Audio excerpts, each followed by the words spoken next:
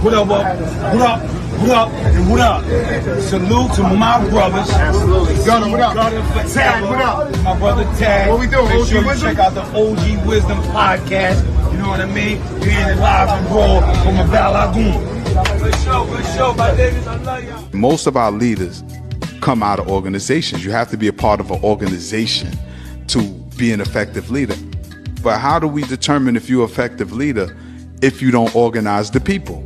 You can't just grab the mic or your phone, get on YouTube and say, yo, I'm a good leader because I think I'm a good leader. You have to have a track record of organizing people, setting goals and agendas and getting them done.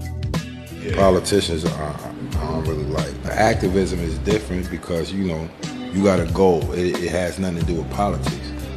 When you are activist, you know, it's for your people. Make sure y'all get ready to tune in to my brother, my big brother, C Gutter and Tag, new podcast, OG Wisdom. Better tune in to that. A lot of juice, a lot of knowledge, a lot of lifestyle, a lot of street talk, a lot of hood tales, real stories. Check it out. OG Wisdom, Tag, C Gutter.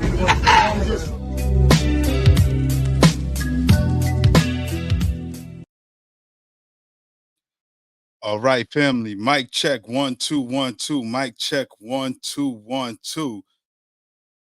All right. Peace, family. Peace. I want to thank everybody for tuning in right now to another edition of the OG Wisdom podcast. Today, family, it's going to be a little hot in here today because we put together a super dope panel. You got me, my brother C Gutter as usual. We got a couple of recurring guests. Actually, we got our sister K Fighter in the house, our sister Keisha. We got our brother Professor Carl Tone Jones in the house, another recurring guest. We got Dr. Covington in the house. Sister Tim is back with us. And today we have a new addition. We have a sister, an educated sister, probably the youngest on the panel, but definitely wise beyond her years, our sister Ebony Africa.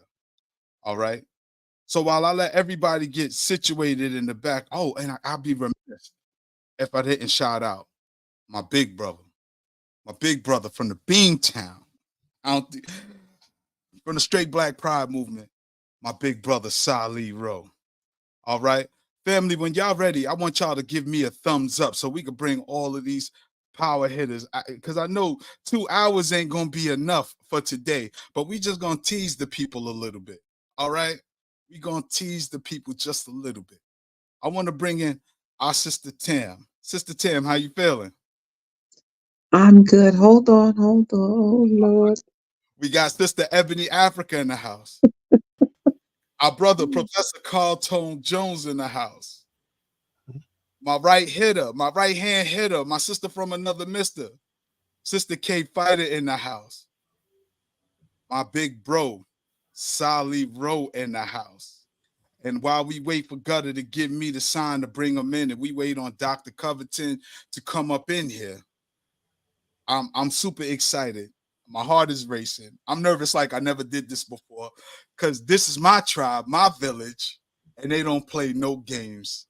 I want to welcome my audience to my family and my family to my audience. This is a power hitter team. How y'all feeling today? Great. Feeling good, bro. That's good to hear. That's good to hear. While we wait for Gutter to do his 1-2 and wait for Dr. Covington to come in, I want everybody to introduce themselves. Sister Ebony Africa, we're going to go with you first. Hello, everybody. I'm Ebony Africa from Philly. And I'm just here hanging out with y'all today. No doubt, no doubt.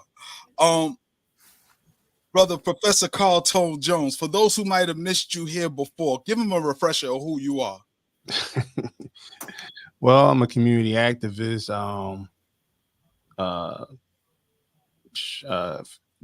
film writer, film producer of the Independence Day Project, and author of 2020 Through the Eyes of a Social Media Revolutionary. But I was a college professor here for about 12 years. working at Harcum College here in the Philadelphia region. And my work basically is about building the future for our children. So pretty much my priority right now. And I especially take a special interest in our young males because I think they've been neglected over the past quarter century. So that's pretty much my priority. That's who I am. All right. Sister Tam. I knew you was gonna call my name. I had to. You want to tell the people who you are and a little bit of your background. Okay. Greetings, everyone. I am a Black woman. You I sure? am, yes. I don't identify, I am. All right. I'm a mother, um, an activist as well, and I'm happy to be on the panel today. All right. She being kind of modest, y'all. She being kind of modest. She definitely studied with and under the master teacher. She's also a co-founder with me with my youth group Party, Parents Actively Reclaiming Their Youth, where we educate our children to our story from our lens and perspective, not government sanctioned and all that, not the whitewash version, the real stuff. All right. My hitter, my sister from the other mister, my political analyst, pundit, my go-to person when I may be confused about some information, my sister K Fighter. Tell the people who you are and your claim to fame. I'm K Fighter, better known as Sister Keisha. I do a lot of things, wear a lot of hats, film producer, community activist, former city council candidate. Now I do museum tours with, various groups. So a wife, a mother, a grandmother, everything. Glad to be here with y'all on the OG Wisdom podcast. All right, and I'd be remiss if I didn't give y'all a proper introduction to my big bro from the Bean Town. Yes, sir. Let me tell you, man, this camera don't do my brother no justice. I can't. I'm much prettier in person. This is my big bro by every sense of the word. Very lovable, loving brother, passionate for our people. But trust me, you're going to have to stand on a ladder and look up to this brother, not just intellectually, but also physically. Our brother could have been a football player, boxer, whatever, but he decided to fight for the people. Our big bro from the straight black pride movement, brother Sali Rowe. Thank you, brother. Hey, listen, y'all are going to have to forgive me if a smile drags across my face throughout this conversation because I'm in my happy place. Anytime I'm with my people, particularly stone cold made individuals like Tad and Sister Keisha. Listen, I'm in Boston, y'all. This is a desert for Black pure African thought and action. So I'm definitely among the minority. I wish I had a cool name like Professor Carl Tone Jones that I could put. You sound like you should be hawking hair care products on TV, brother. Professor Carl Tone Jones. That's cool as I don't know what. Philly is an old stomping ground of mine. Sister Ebony, I'm so glad to make your acquaintance. Sister Tam, yours as well. I can just kind of feel the energy beaming through this Wi-Fi. And, I just got off the Straight Black Pride weekly conference call. Typically, I work 2 jobs. I work Saturday night. I don't get home till 3 a.m. Sunday morning, but I'm up and at it. And I would be absolutely, there's no way. When certain people call you, Sister Keisha, I know you can relate to this. When certain people call you, you put everything else on the back burner. When Tad called me, when you call me, it don't matter what's going on in my life, I'm going to respond. That's a lock. So this is being recorded. So if I ever falter on that, Brother Tad, throw this in my face like Fox News and shame the devil. You know what I'm saying? All right. And Brother Sali, you never let me down. And you've been going on rocking for close to 10 years now. That's crazy how the time flies. Easy, but what you know, when I met you and Sister Keisha, is like I've known y'all all my life. It was never like we didn't skip a beat. Am I lying, Sister Keisha? You know, we me and Chad, we vibed and that was it. I knew this was my brother. I knew this was my sister, and that's the channeling of our pure African energy. All right. And I'd be remiss if I didn't bring in our brother, my co-host, the other half of the OG Wisdom podcast, my brother C Gutter. C Gutter, where you at? Oh man, the screen is black, Gutter. I can't see you right now. But can you hear us? Yeah, I can hear y'all. All right. For some reason I can't see you. All right. Damn, But it's saying you in the show, everybody can see and hear you. Oh. Right, it's something with the camera. Is your camera off? Check where it says stop cam at the bottom. And Brother Sally, I believe you met Sister Tam before. In person, or were we on the same conversation? Yeah, in person. At probably one or two of the streets. streets. Go out and come back in. Yeah, do that, Gutter. Yeah, do that. Go out and come back in so we can see you. But we had to pull this panel today. I know our brother Professor Carl Tone Jones and our brother Salih may have to make a move, so we only got him for about an hour or so. But what I did want to talk about is the climate right now, because there's a lot of conversations about blackness. And I know within my village, these are the only conversations that we ever have is about blackness and how do we move our people forward and what are the traps that's laid out. We don't really, we talk about regular stuff from time to time, but for the most part, all we talk about is blackness, the plight of our people, the lessons of our elders and ancestors, and how do we move our people forward. So today's topic is the decline, denial, and dissipation, Black masculinity and femininity. This is something me and Brother Sally rolled around. And also, what does this election mean for us? Because it's almost like this is the only conversation that's being had within the Black community. But how are they having conversations around us and without us? And before I pass the mic, I just want to say this real quick, because I'm going to let y'all smoke and cook and do the things y'all do, right? Gutter, I'm still missing your visual, right? But the reason for this topic is because the misrepresentation of Black manhood, as we see Barack Obama admonishing brothers, we see, oh my goodness, the Black woman running for running for president, and unfortunately, seldom do they sit down and speak with strong, community active, heterosexual Black men about what it is that we want, need, and the direction we would like to go in. So, with that, opening up, Professor Carl Tone Jones, and you in the hot seat. When you saw Barack Obama in his video, what was the first thoughts that came to your mind? Well, it's funny because I heard it first before I saw it. So hearing it first, I didn't really pay it too much mind. But when I saw it and I saw the visual of, I saw the visual of him admonishing brothers. I don't know how free we can be with the language today, but I'm like, yo, who are you talking to? And who are you to wag a finger at us?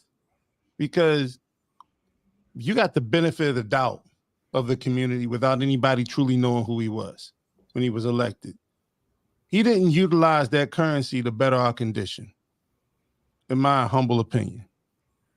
No, he didn't push forward narratives that even supported masculinity in our community.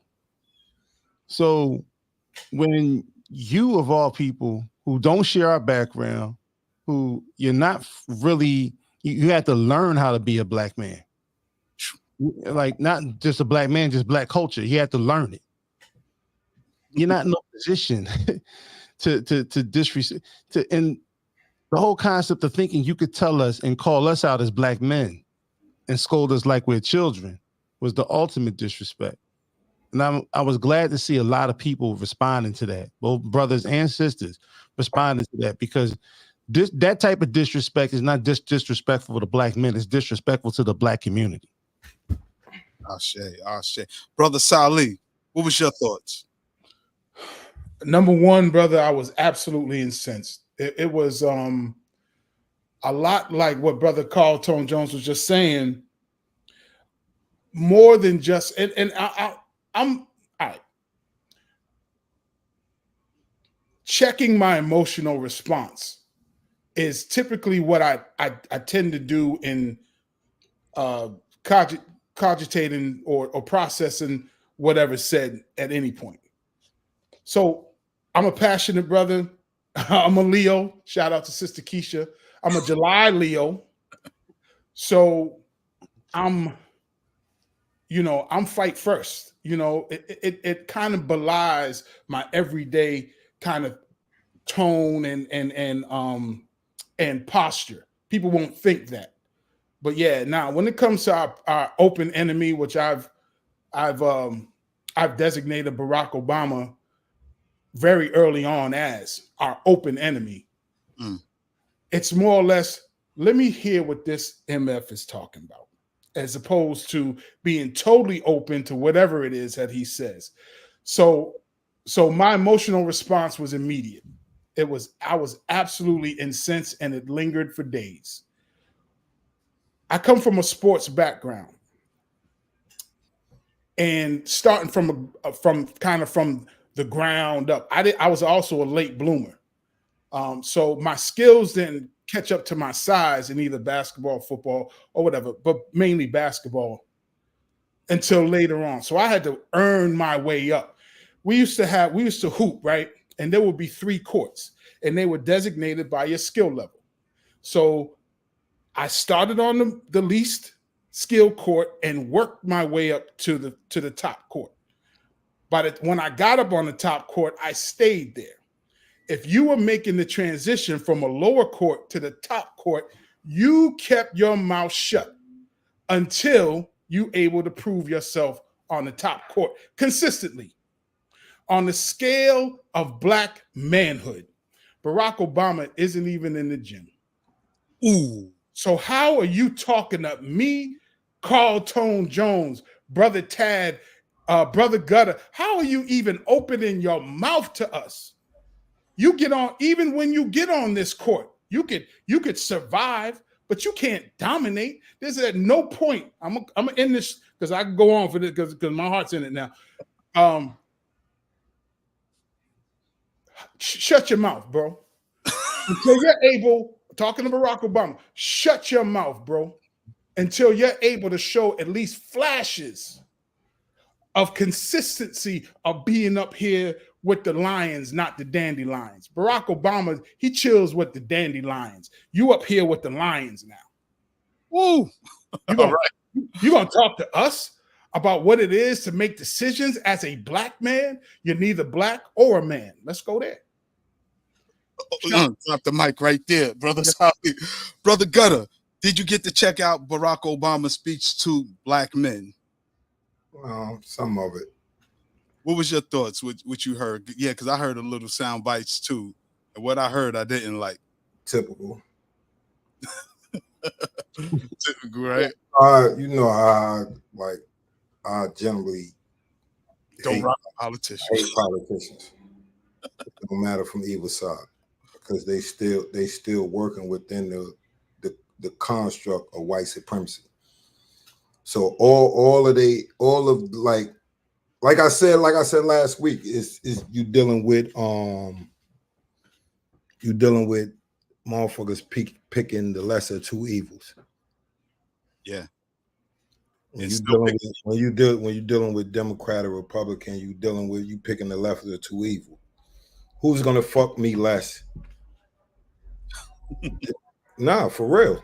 I mean, that's how I see it politically.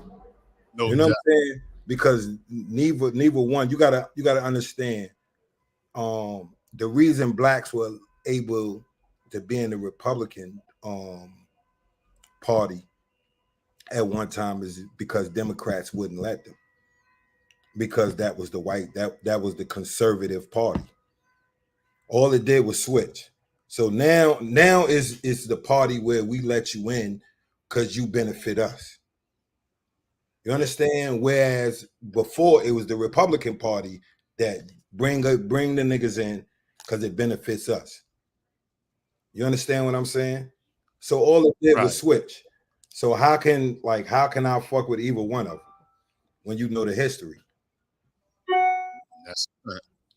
That's a fact. I'm gonna bring in our sister. I'm bringing our sister, Dr. Covington.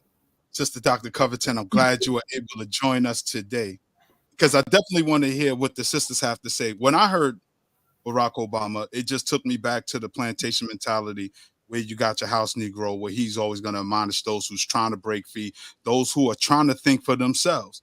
Because as Gutter said, you know, it's in the benefit of white supremacy. So all Obama did was come to represent that system and say, boy, you better be a part of this and you better do as you told. Here's a woman like you, a woman with your experience, which me and Sister Keisha dispelled that myth Thursday on Thorough Black Talk. But from the sisters, what was your thoughts when you heard it? Dr. Covington, I mean, not Dr. Covington, I'm sorry, Sister Ebony Africa. When you heard it, what did you think? Well, I'm kind of like C Gutter. Even though I hold a degree in political science and history, but I am very disillusioned with politics, especially where it concerns Black people and Black politicians who basically, for the most part, are lapdogs for white supremacy.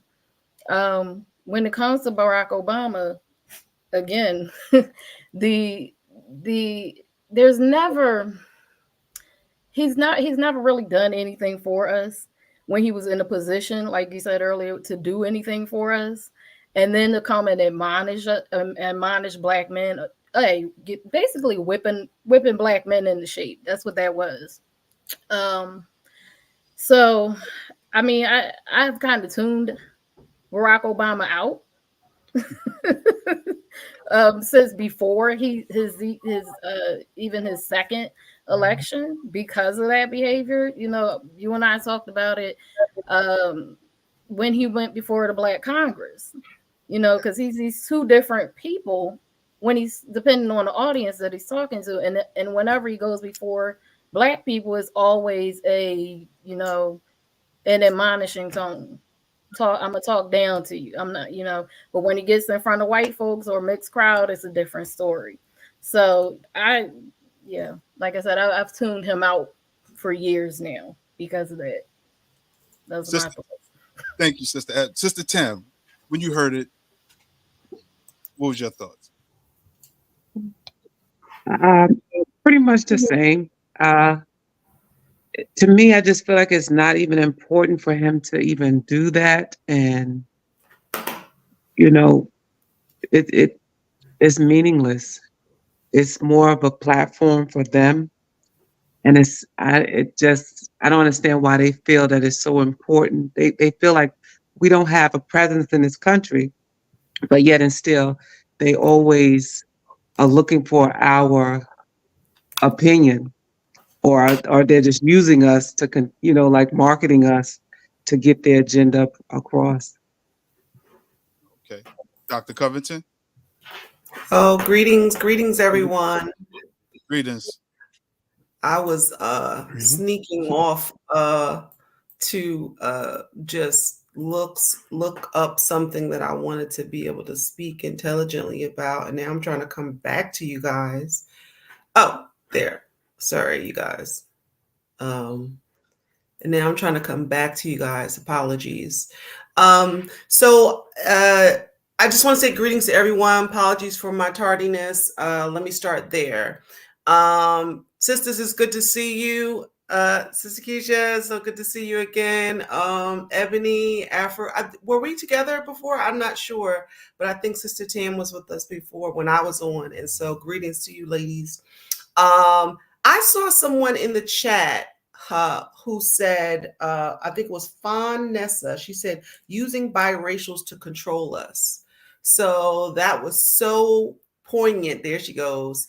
That was so poignant because immediately I thought of Dr. John Henrik Clarke. He has a video on YouTube where he was talking about the Haitian Revolution, and he was talking about how the generals had slept with the Haitian women and produced biracial children, and then they, utilized that to control the Haitians, or so they thought. We know how that story ended.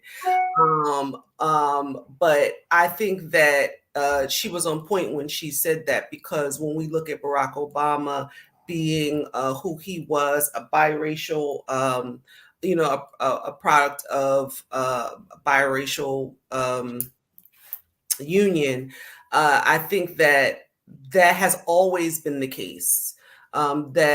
That white people will use how how it is, they will trot out someone who they think will kind of like be the intermediary between them and us, to get us to acquiesce to whatever their plan is, right? So they'll send an Al Sharpton out. They'll send someone, even though Al Sharpton's not biracial, but they'll send someone out to do their bidding.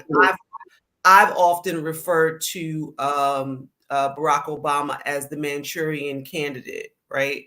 I looked at him as someone who, I'll be honest, when he first came on the scene, I was like, oh, who is this guy? Like, he's just coming out of nowhere. But then I kind of like, well, this might be interesting, because he looks like kind of like a brother. He kind of like, Diddy Bop, like he's coming through. But I still had my one eye, on him, like, I'm not so sure. And then in the end, as the sister said, he didn't really like do anything for us. And some people will say, oh, well, he can't do too much because, he's got to be for all the people. But that's nonsense, because we see people time and time again, they're in there doing things for their group, who and however that might be. The vice president, not to invoke her, she said she wasn't going to do anything for Black people, but I saw her doing things for all other groups, Indians, etc. So that can't be the excuse that we use as Black people to say, well, I'm gonna give them a pass. I'm gonna give Barack Obama a pass. I'm gonna give so and so a pass because they might look like us, but they can't really kind of like do anything. That can't be the excuse. As far as his comments to the brothers, I just thought that was it was just far and away just disrespectful, and it was I mean, there's so many adjectives to use, really, because it was just disrespectful, and I just couldn't believe that he of his own volition wanted to do that. I think that they circled the wagons and said, hey, we need you to go out here and do that. Now, I'm not going to say he's the most upstanding guy, but I think he had to be thinking like, this is some bullshit, but I got to take one for the team, I guess. Right. And in any event, it was devastating. I want to get Sister And Keisha. shout out to the brothers too, who were a part of that, because they didn't just sit there and swallow that pill. Some of them Pushback? did combat him. Oh, They okay. did, and I was proud to see that. Yeah. I want Sister Keisha opinion in a sense. Y'all brought up the good thing, some good points, particularly about the biracial, because as Sister Fonessa cited, Dr. Chancellor Williams, Dr. Covington, as you cited, Dr. Clark, these are our OGs, these are our frame of references, people who have been proven to do the work, right? Sister Keisha, with Barack Obama and the implication of the magic mulattoes, because everyone they keep giving us is Black, have not, first of all, they don't have two Black parents, and they haven't grown up with the Black experience. We always talk about how we was raised in Black families, we Black 24/7, Black grandma, Black grandpas. I want you to speak to that, the Barack Obama being a magic mulatto with his sister Kamala and its implication for us. Well, this is this is a common routine with the Democratic Party. I believe it became around FDR's administration, where some people would say, excuse me, that there was a switch. But actually, it is the same party. It's just morphed into two different factions. And I wish that our people would truly understand the history of that Democratic Party. Yesterday, when we were with the children at the Historical Society, there is an exhibit that explains the philosophy of the Democratic Party. So when the children saw it, one of the first political tickets, they have a ticket there, and at the top of the ticket it said no Negro equality. And so we began to have a conversation about former President Barack Obama and Vice President Kamala Harris.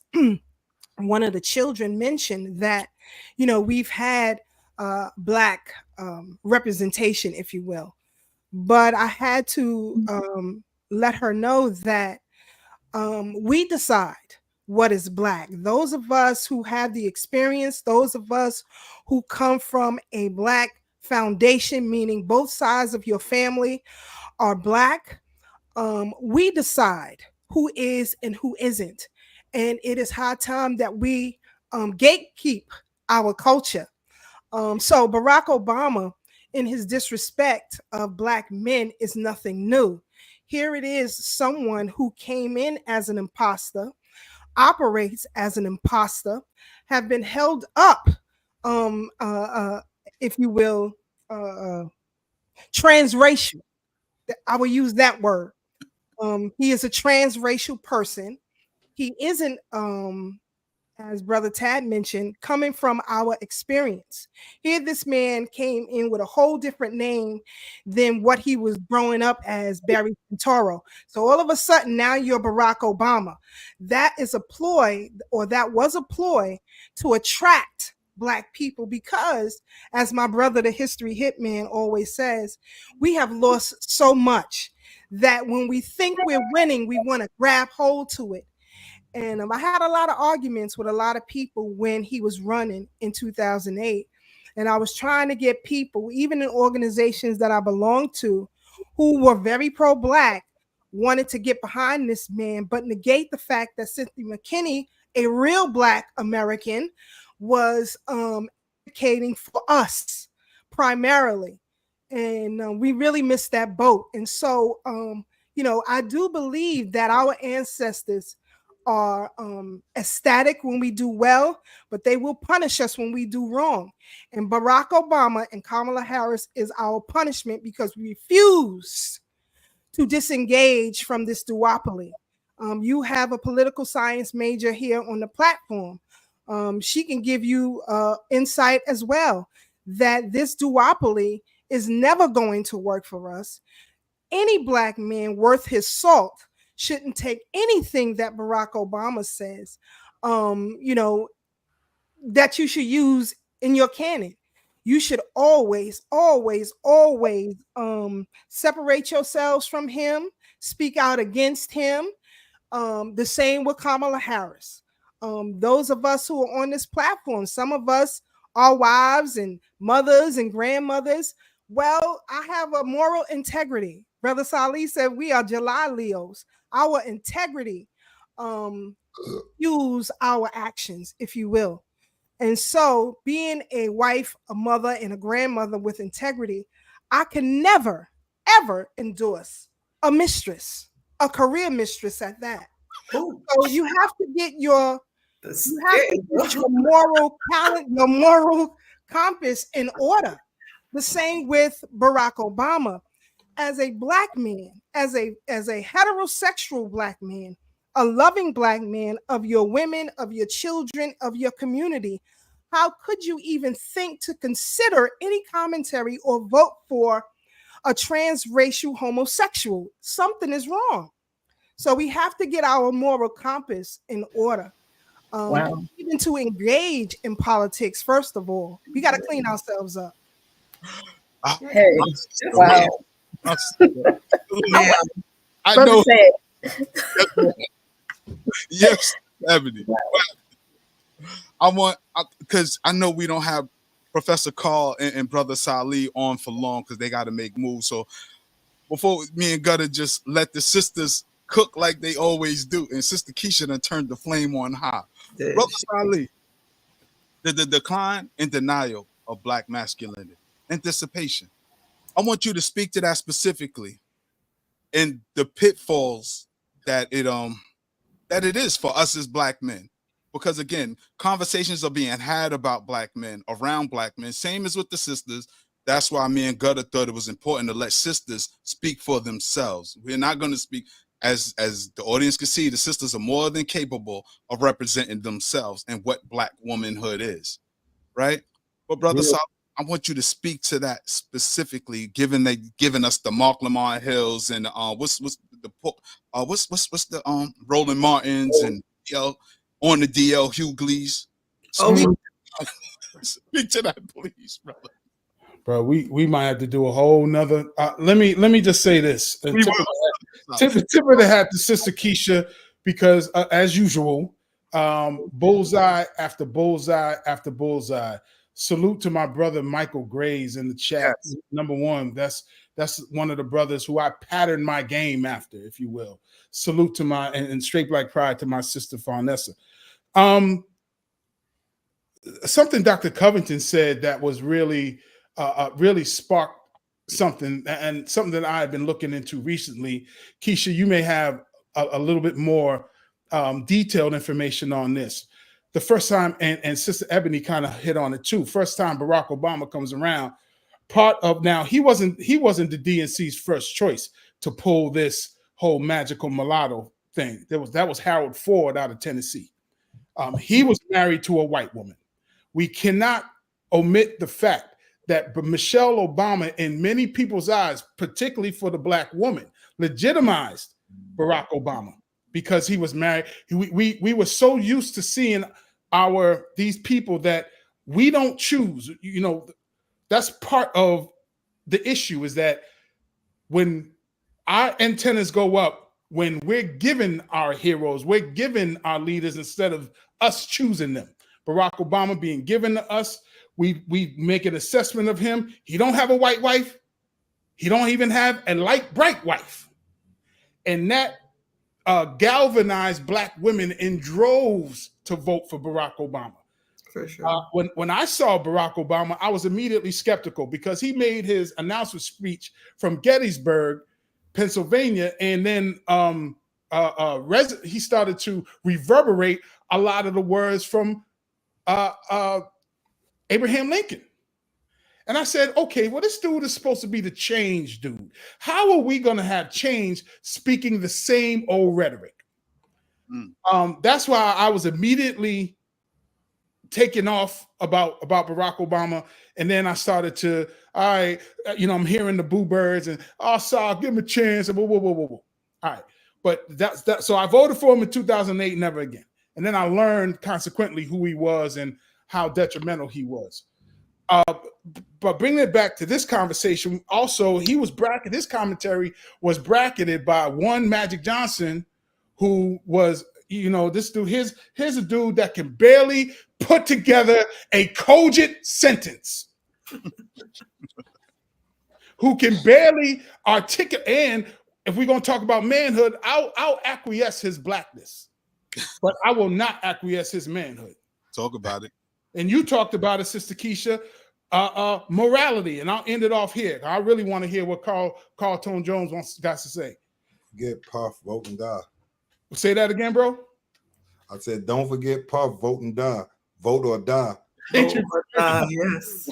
Yeah. I was in prison for this whole situation, so I'm sorry. So I absorbed it in a different way. Yes, sir. Let me put a pin on it, Brother Gutter. So a bow on it. So Barack, here comes magic, no manhood, no morality. Same with Obama. Morality in a sense, and my brother, the irritated genie, says this: there can be no nation building without morality. You got to have a accurate compass of what's right and wrong. Bracketed by Magic Johnson, and then here comes Sonny Holston on The View talking about, I feel you, Sister Ebony. Here she come talking about we Black men are crazy. She says, white women, we got to correct them. We got to get to them. Cuban men, we got to reach them. And black men, crazy, y'all crazy, ridiculous. Negroes, rope them in. They need to be euthanized. You know, that's what I was getting. That's what I was getting. So it's the constant insult that you think we're dumb enough, Kamala, to designate you as black. Barack Obama, same thing. Now, you can say what you want about Candace Owens. She's done an inestimable job of breaking down Kamala Harris' fallacious blackness, claim the blackness. I'll end it there, brother Carl Tone Jones. All right. I had to do one with just the brothers. So brother Salih back. Our big brother Mike Graves, the history hitman. Yeah, brother Mike is different. Y'all want to know some history and some things. But go ahead, Professor Carl. Well, you know, it's interesting that you asked this question, right? Because as you know, I just did a workshop at Community College of Philadelphia called "Do Black Men Deserve Joy? The Impact of Black Men," or the impact of a black man. And the part I focused on mostly was how it was as a tenet to white supremacy, black boys were never allowed to develop into black men. And that was even passed on into our communities. In fact, a lot of the sisters had children emasculating them so they would never be a threat to white supremacy, to the white man. And it was done originally out of morality. I don't know what is being done out of now. But this whole concept of sending up these men, these images of men to mean black men, because as of right now, and I agree, I believe it was Dr. Covington that said that you don't think Barack Obama really wanted to go out there. I believe that was you, sister. It was. I agree, because that was my point. That was one of the points too that I took from that, was the fact that he was actually forced to go out there, because Kamala Harris is not his choice. And that was something that they had fights with the Clintons over who was going to be the presidential nominee. And so he didn't want Kamala. And some of me think it could have been that he went up there to piss black men off, because, you know, this would be his way of, you know, being a big FU to the Democratic Party for not allowing him to choose his candidate. So, you know, because one thing I do know about him, the man typically can read the room. So understanding the climate and actually going off on that brigade, you know, that tirade, you know, he got pretty much the expected reaction and response based on what was going on if you're reading the room. Now, if we're talking about this whole notion, and I agree with the Magic Johnson thing, you know, because you didn't do a good job of building masculinity in your own home. You know what I'm saying?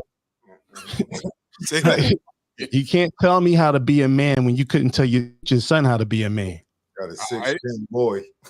You know what I'm saying? Whoa. So And he got infected nuts, so you can't say nothing to nobody.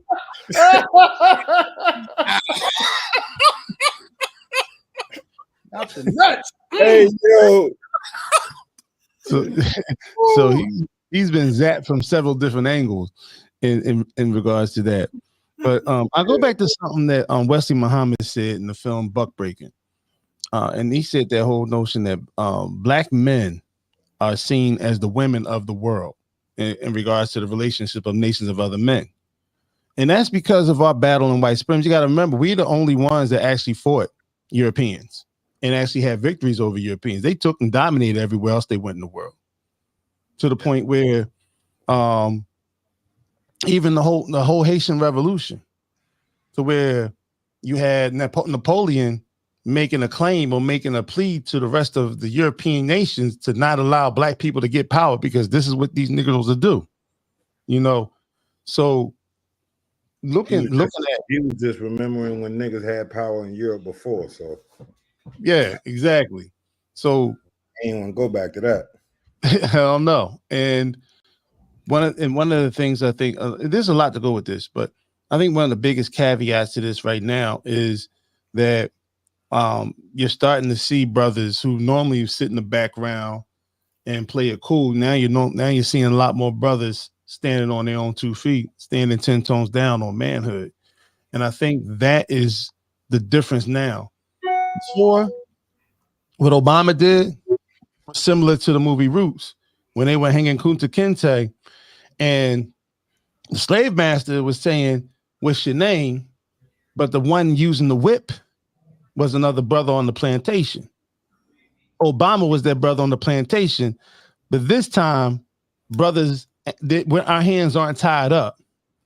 Our hands aren't tied, and we have a bigger weapon. We have bigger and better weapons than that whip.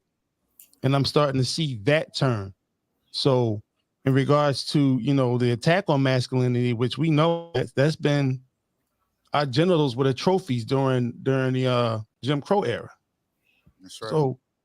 So we know what the battle is, and we know who the origins of the battle is. But now it seems like everybody's more so aligning with who they're going to be in the fight. So that's a good thing to see right now. We're seeing who's who right now, especially for this. I mean, if you got to go so far as to prove this woman's black, that's enough to tell me she ain't black. Right. You know what I'm saying? You all jump through all these hoops to tell me she's black, then that means she ain't black enough. It's been that narrative for years where anybody that's mixed, that one drop rule help a lot of motherfuckers infiltrate.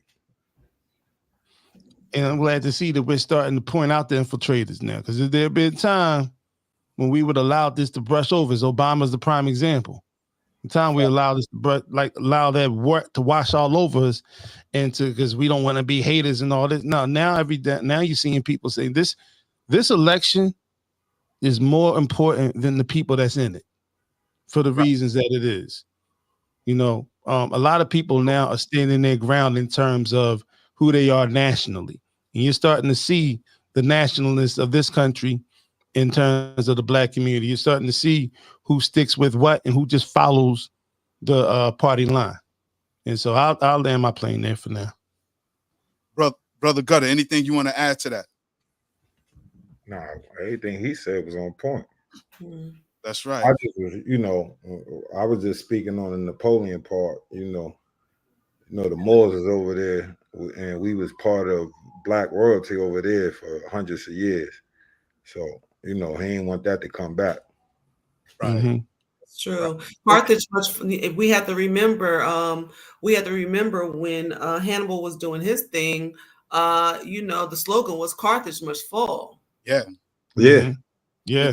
Citizen, Carthage must fall. All over Europe. Yeah. Mm-hmm. It was like when you passing by somebody saying hello, like that was the hello. Like, let's remember. Right. Carthage must fall. Yeah.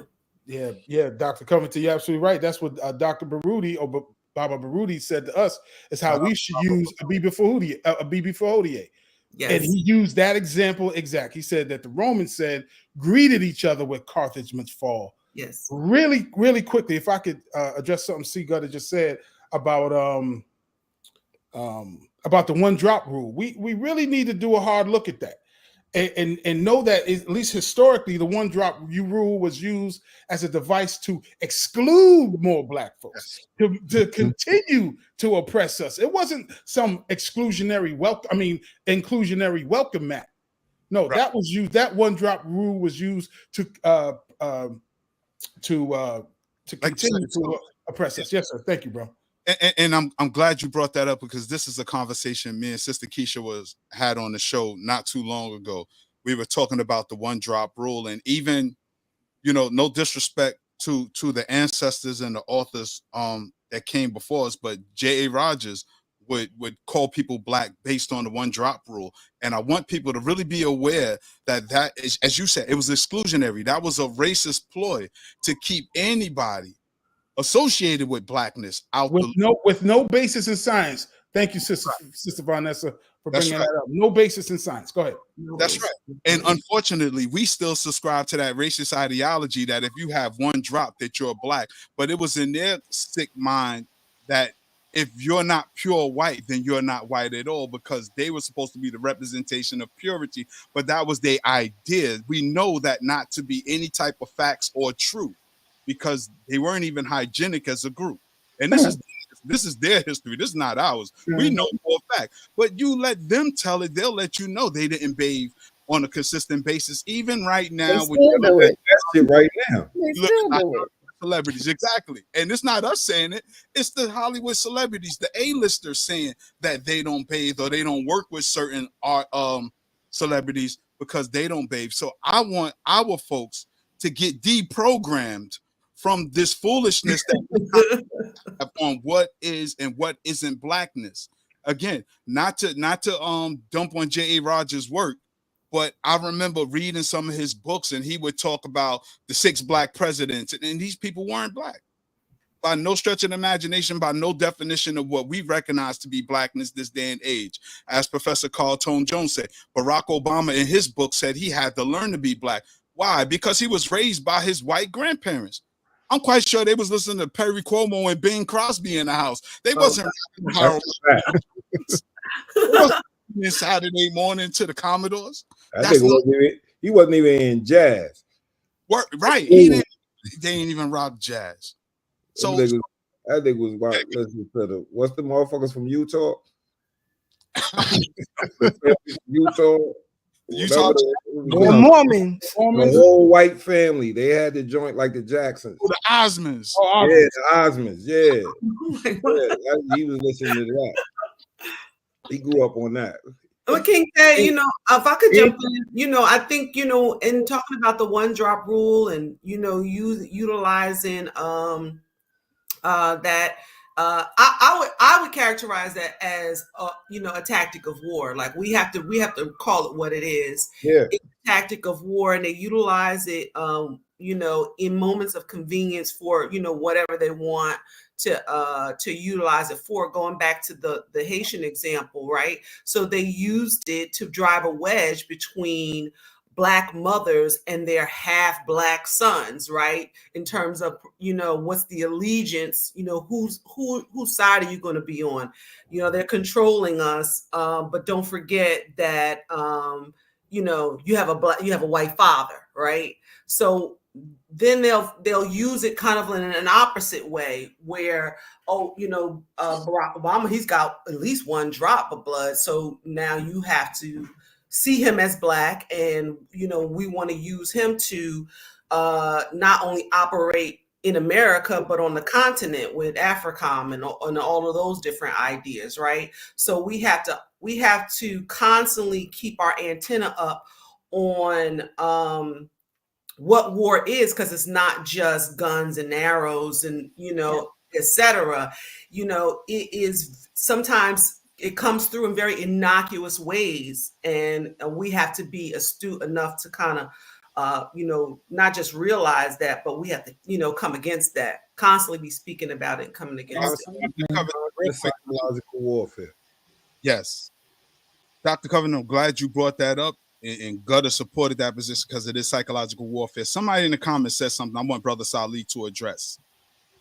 Somebody named Samuel Levon, thank you for dropping in. Brother, this is how much we're on the same page. I've been eyeing that comment the whole time. Go ahead, bro. And it's for you. Thank you. I feel like Black men, and before I give you the mic, I'm just going to read this for those who may not be reading it. I feel like Black men attack each other's masculinity a lot.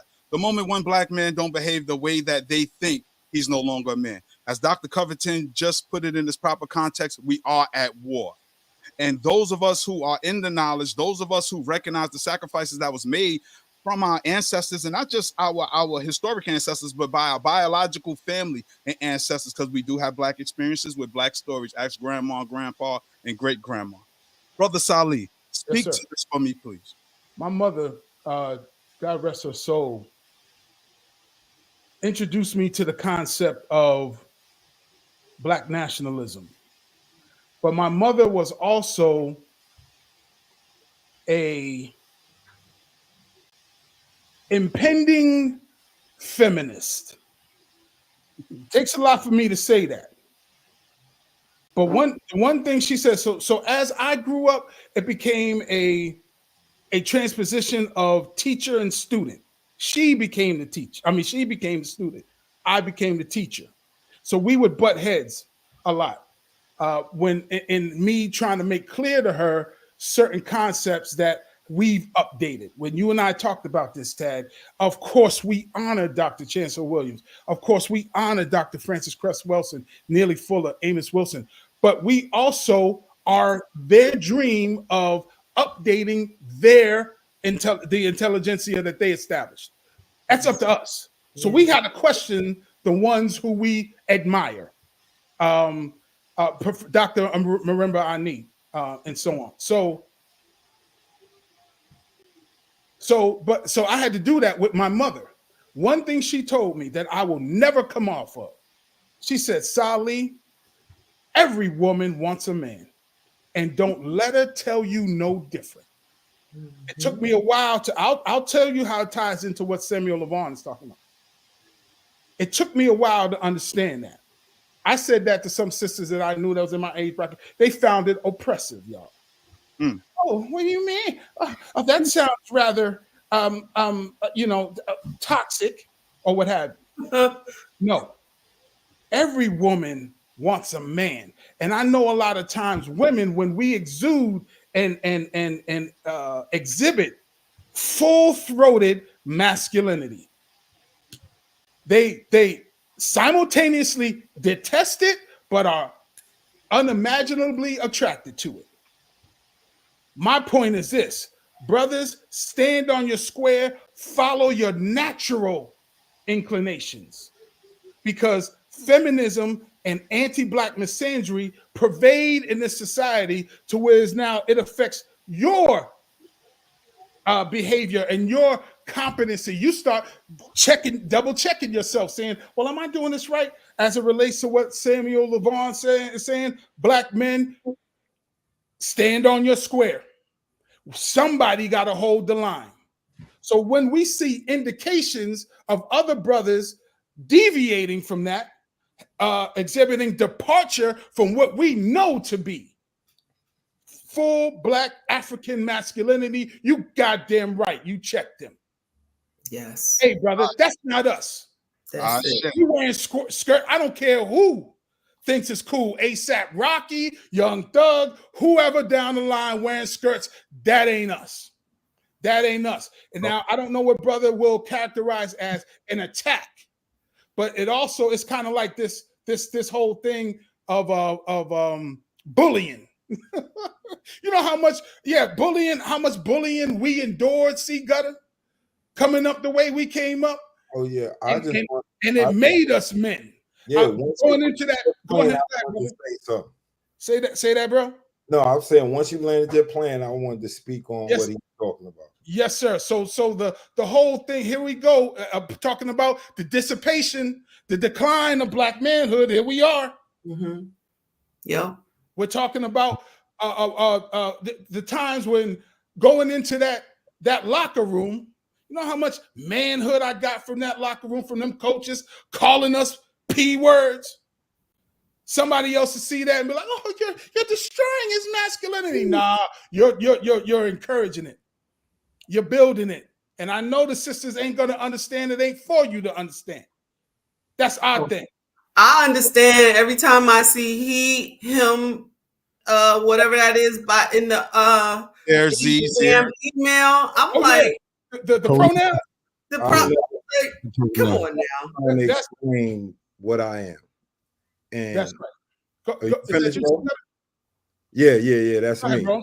They don't have like speaking to homie, like because he put another comment about people the gender wars and then the sexuality and things of that nature. Right. So I'm just assuming that he's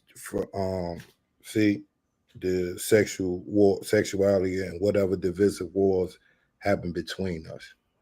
But this is the thing, brother, is when you deal with African culture, some things we don't allow at all. That's just part of African culture. You understand what I'm saying? Is like once you depart from that, that means you've fully embraced the oppressor's culture. That's part of his culture. You know what I mean? I don't mean to like you do what you do, but when we dealing with African masculinity, that's just not a part of how we move. That's right. And That's right. we're gonna let you know, and not in a disrespectful way. I'm like, I don't, because I have plenty of people that I know in the alphabet community.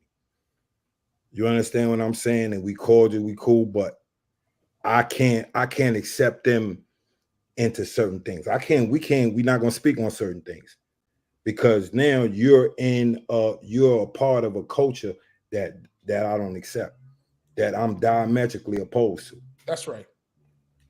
That's right. Within the blackness. I'm gonna end it on that. Yeah, exactly. It's like you that's where you end your blackness, is like once you cross over into that culture, you end your blackness in my eyes. It ain't personal, but Yeah, what I'm saying is that it's gonna be casualties. It's gonna be casualties on our side. Nah. Self-inflicted when it comes to a situation, because people is not going to know what side people is on. If establishing your mark and enforcing it isn't manhood, then you tell me what is. Talk about it.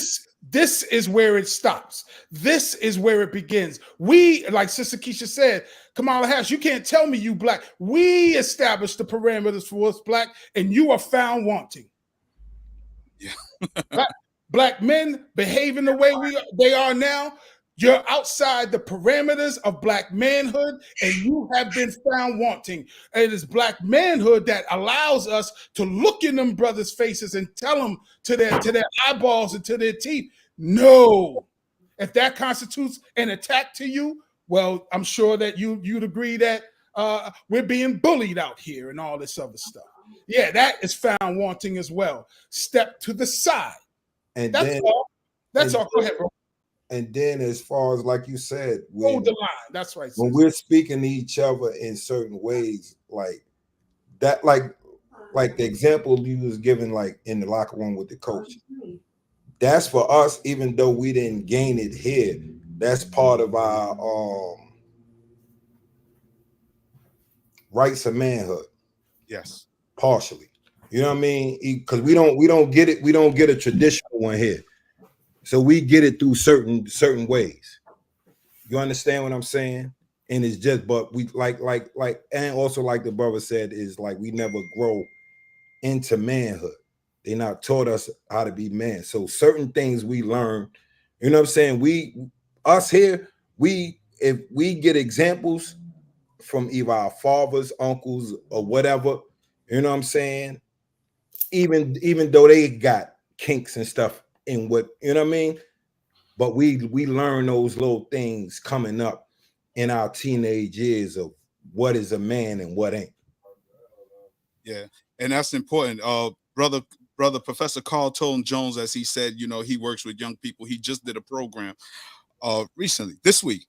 Brother Salih has a Young Lions program, and that's what's missing in our community, the Rites of Passage program. Because I understand this person's position, Samuel Levon. And again, this is your first time. Thank you for joining us. Glad you could add on to the dialogue and we could clear some things up, because unfortunately, those of us on this panel have a basic foundation where we're all on one accord, to at least in terms of the foundation and the direction we have to go. Our message is to get to the people that may be confused or don't even have this foundation or may not even heard of this information before. So when we talk about manhood, we've seen it as a weapon, as described by Dr. Frances Cress Wells in her book, The ISIS Papers. Dr. Nathan and Julia here, peace be upon them. To our elder, Dr. Walima Baruti, Baba Walima Baruti. These are the foundations, and we understood the sexuality as a weapon against us, as Dr. Neely Fuller Jr. talked about, in the 9 areas of human activity, with sex being one of them. A lot of times when we talk about the buck breaking, when we talk about how to make a slave, we think that they were beat in front of their family. No, they were actually essayed. They were intimately abused because certain words you can't use on YouTube. Because again, as a war tactic, they start. How can I say it? They start censoring the. Yeah, you can say grape.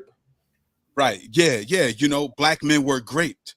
And as Dr. Frances Cress Welsing said in her book, the only thing that's going to overthrow white supremacy is strong black male masculinity. Sleeping with white men, black men sleeping with white men isn't going to free us. Black men oppressing black white woman ain't gonna free us. Right. None of that will free us. The only thing that will free us is self-asserting,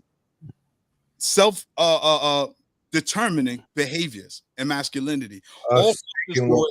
We were not allowed to do it, but those of us on this panel, we are the resistance, we are the movement, because while everybody else is acquiescing to this war tactic of what the political climate is right now, we're the only one holding the line, standing our ground, saying, no, this is not true. But we're bringing references. As you can see, we have educated people on these panels. We have college educated, street educated professors. Like, we're not playing when it comes to this. And we're not the go along to get along gang, because we understand that superficially the tactics have changed in terms of racism and white supremacy, but fundamentally it is the same. It is for us not to describe ourselves. Only change is the tactics. Right. Yeah. Professor Carl Tone Jones, I know you got to go soon. And Brother Salih, I don't know how much longer we got you, but Professor Carl, speak to it. So I was listening to, because I was thinking about the whole concept of standing in line, and I saw somebody typed it in the comments, Dr. Khalid, right? But as men, we have to set the standard, and it's amazing to me how everybody wants to come to black people, and specifically black men, and sort of like input these variables to what we're supposed to be. And it's supposed to impact us more so than anybody else. We're supposed to be more conducive to it for whatever reason. So it's always starting here in terms of, well, we're going to change the goalpost of what a man is, and we're going to start with black men. And then we're going to start, we're going to start opening up the doors to the face of SA, and we're going to make it black men. It's like everything that you see in society that they want to roll out to the rest of society, well, black men become the beta test. And so, we as I was saying earlier, man, and as Brother Salih was saying, we have to be the ones that set the standard and put our 10 toes down on what this is as a man. Now, if you want to talk about alternatively what you want to be, fine. But this is the marker for what black manhood is. And those who don't fit in, you got your places you can go. Stop trying to impede on brothers who are pushing forth a traditional man, because when you think about what manhood is, men of a nation build nations. They're nation builders. And so that starts with having a family. No, you can't start a nation without a family. That's the first tenet to the nation. That's the first part of the foundation. So when you talking about switching up what a man's role is, or doing like Black Lives Matter did and proliferating the black male figure in the family structure, and proliferating, in other words, to remove it from the family structure, now you see the chaos in the community now. So there's nobody to raise the young males. So when the young males become of age, they seek manhood in the gangs that they join and so forth. And it's totally mischaracterized because we've lived in a situation for so long where we still practicing that man out of the house rule. And so when we see the conditions that is led to, now you have it where these kids don't even respect their so-called OGs because we haven't been able to establish that. Now, I recognize it from the war point aspect because we're at war. And I don't think a lot of us recognize it, or we say it, but we don't really understand what it means. Like when Malcolm was talking in Michigan and he had his message to the grassroots, he told them, he said, y'all talk about revolution, but if you really knew how bloody a revolution was, you would go somewhere, you go hide, you go run out the way. And a lot of us are talking about nation building. A lot of us are talking about manhood. A lot of us are talking about these things. And if we truly knew what it meant, most people wouldn't qualify or even attempt to qualify. Like you said, Brother Ted, I was meeting with a group of young brothers out of Philly, all from all over the city. It's a spot in North Philly I was invited to do group counseling because I do group therapy work typically every Tuesday.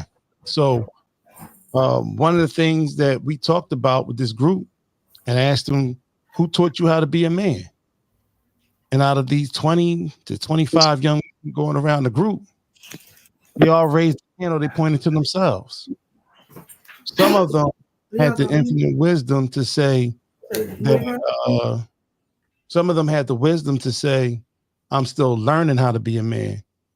But in that whole room, not one of them said they can point to somebody else who was teaching them how to be a man.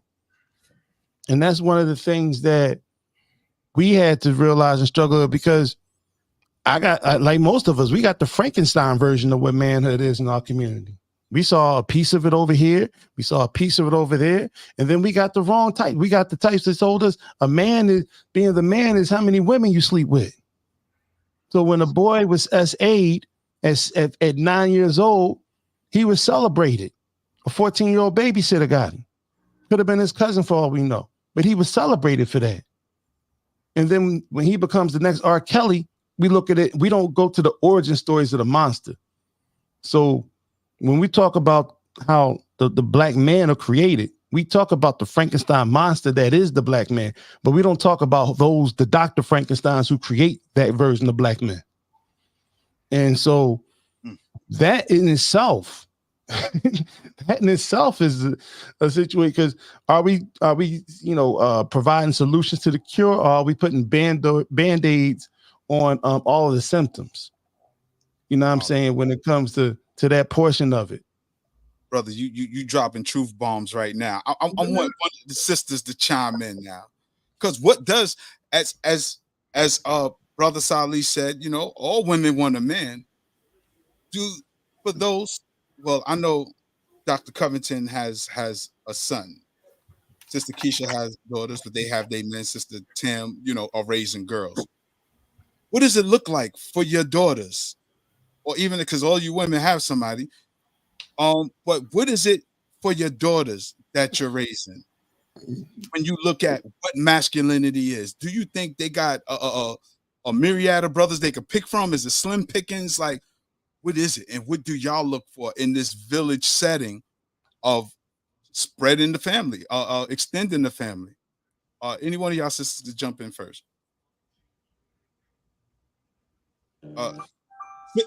Sister Ebony. I'm sorry, you were breaking up. Can you repeat that question?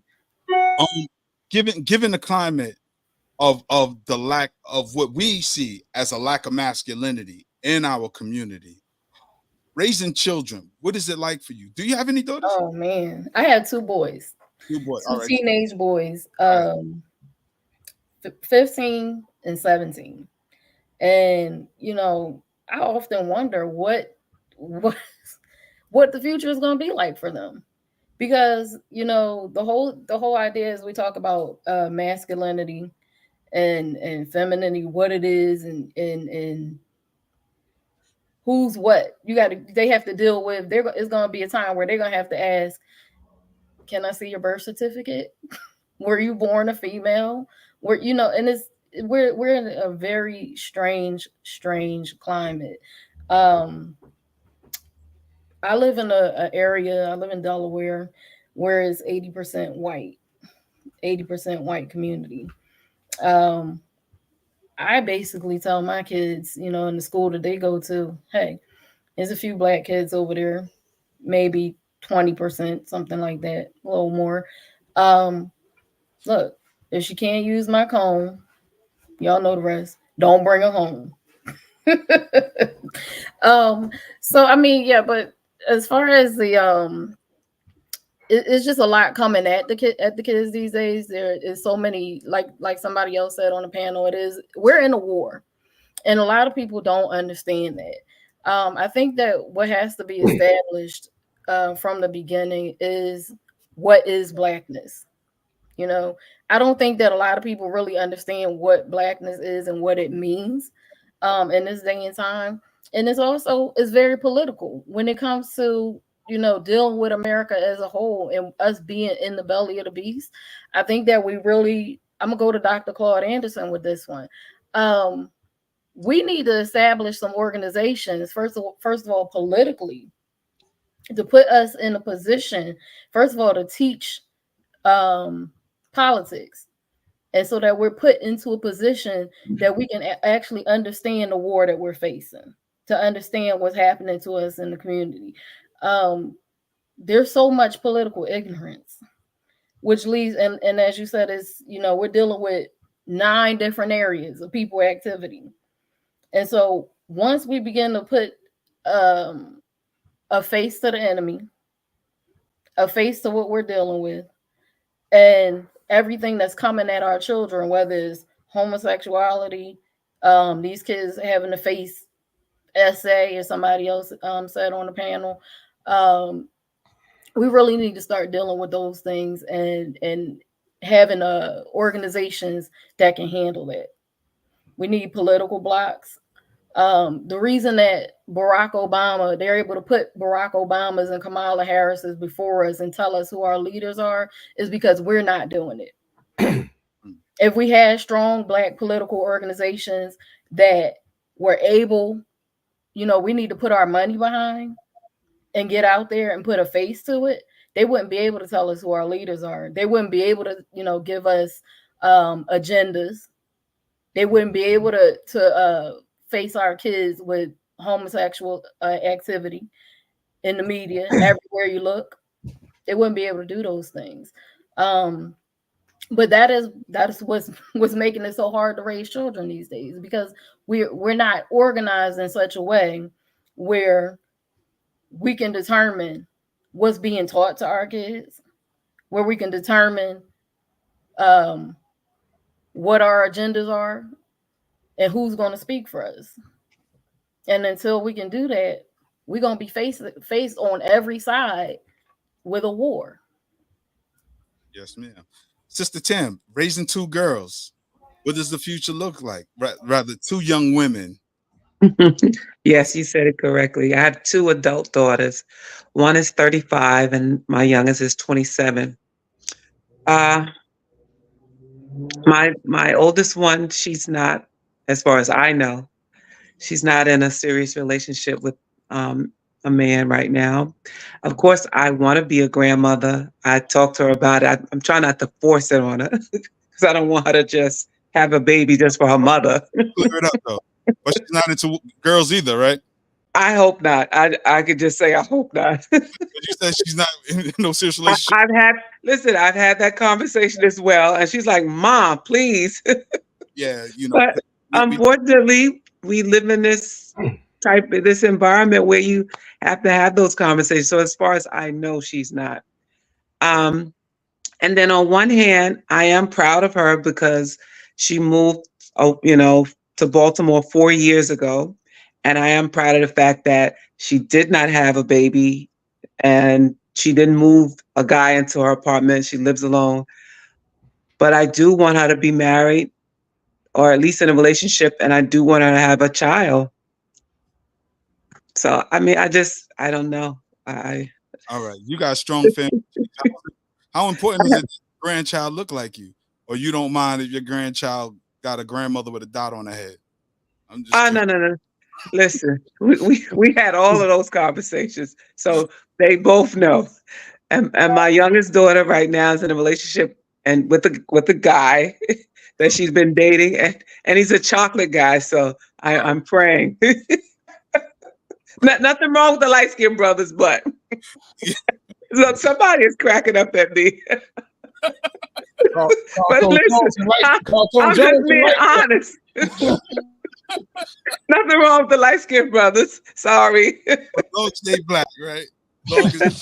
Yes. So they know their mother she's a little cuckoo. So they don't want me to go to jail for murder if they bring somebody in my house. Right. Because I mean, we're talking about the decline and the dissipation and the denial of masculinity and femininity. As women, Sister Keisha, do you think our sisters are holding on to femininity right now? Or is it the popular turn-up culture that has grasped our community to where relationships aren't taken seriously as we talk about nation building, as Professor Carl Tone Jones laid out, you know, to build the nation, you got to build the family. You know, and I don't know if you could build a black nation with a mixed family, but I don't know. People trying it these days. Let's see how it works in 20 years, right? But you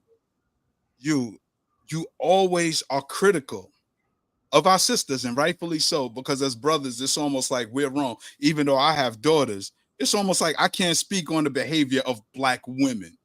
But my daughters, they know what I feel is becoming of a woman and what is not. Could you speak to that for the sisters? You know, I would agree more with the latter. But me being a parent of an adult black female and an adult black male, it is slim pickings out here. Because society has inundated our people with a philosophy that any and everything goes except yourself. You cannot go for yourself, but anything and everything else, we right on with it. You know, my 7-year-old grandson, if you ask him what he's going to have in his future, he will tell you a black wife with big boobs, and I'm going to have a business. This is what he tells you, right? So I never, you know, want to silence him, even though, you know, he's just speaking honestly. But more black 7-year-old boys need to hear that. For my daughter, you know, as she said, dating out here is crazy because it seems she grew up in a household where the man took care of the women in his household, right? She grew up in a household where she didn't see her mother spoken to in a disrespectful manner. She didn't grow up in a household where her mother emasculated her father, right? So her ideal of what a relationship is, you know, I don't know. Maybe she could be a little bit too harsh, but she knows what she wants and she knows what's not out there. And it's unfortunate. And that's why, excuse me, it's very important that we continue to have these conversations, in particular with generations that are younger than us.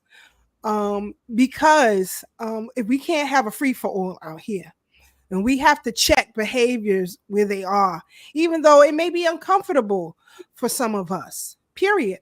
You know, I have two male gay cousins. I have never seen a lover of theirs, ever. Ever. I don't know if they have them, where they have them, but they won't bring them over here. I'll tell you that much. You see what I'm saying? We set a particular standard, and that's just throughout the family. They wouldn't bring them to my sister's homes or anyone else.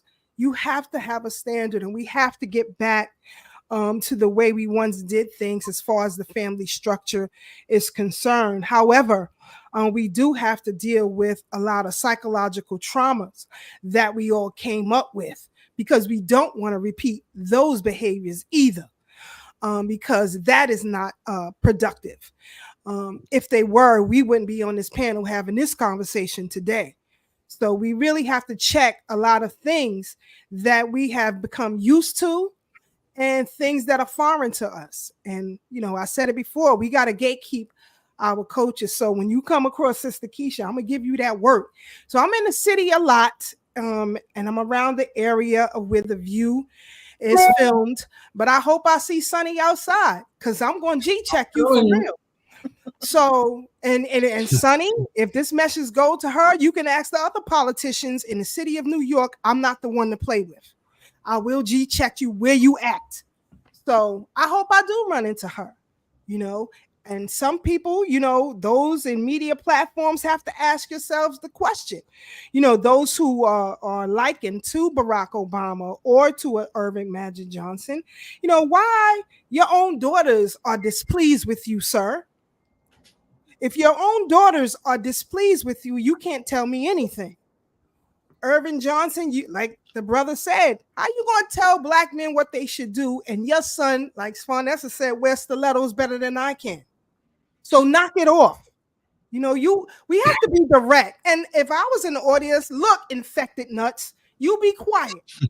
But see, people won't do this because they say, you know, that's not politically correct. To hell with politically correct. We're fighting a battle here. There is no, listen, When we were in school, they taught us about Abraham Lincoln.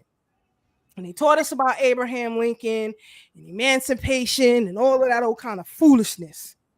And one of the problems that I see our people have is we don't study the history of things. And I mentioned this on our broadcast last week. We don't study the history of things. The president you should be focused on as a Black person who votes Democrat or a part of that affiliation, whatever it is you want to call it. The president you should be studying is Martin Van Buren. Why? Because he is the founder of the Democratic Party. And then once you study the history of why he founded it, then you go and you research some of the ads. And I think I played one on our podcast, Brother Tad, an 1890s ad where they depict what both parties would use the Black people for. The Republican Party, you see in the ad, it's a Republican candidate and he's carrying a Black man on his shoulders. The Democrat Party, you see a Black woman and she's carrying the white man on her shoulders. And look at where we're at today. Look at the philosophy of both sexes, if you will, today. Look at the commentary that you're seeing. You see predominantly of Black men who talk about the Republican Party and what it can do for them. And then you have Black females who are, talking about Democrats. But they do it because this has always been the history and the philosophy of the parties. We just don't know it because we're not trained to study the origins of things. And we have to get back to studying the origins of things. And if we did, we would have no parts of either party right now or ever, for that matter. Brother Salih, what do you think of some of the war tactics? I love what Sister Keisha laid out. I wish I had the ad queued up so you can see what she's talking about. The Black women were carrying the Democrats on their back, and the white Democrats were carrying Black men on their back. And that's what it is now. Nothing has changed. What do you think are some of the war tactics being used in 2024 that our folks aren't even aware exist, or that they're even war tactics? So, yes, sir. And I'm glad you came to me because I got to bounce in about 2 minutes. So I will be as succinct as possible, which is a challenge for me. So war tactics. We talking about Neely Fuller and his detailing of the system of racism, white supremacy, which we have recoined the system of racism, terrorism, aggression, sadism, and supremacy. And we've added a 10th area of people activity, health, nutrition. So for us, it's what we talked about before, Tad. Us constantly in a state of updating who we are, because once we know thyself, this is the name of my program. Once we know who we are aware of the juxtaposition to our enemies,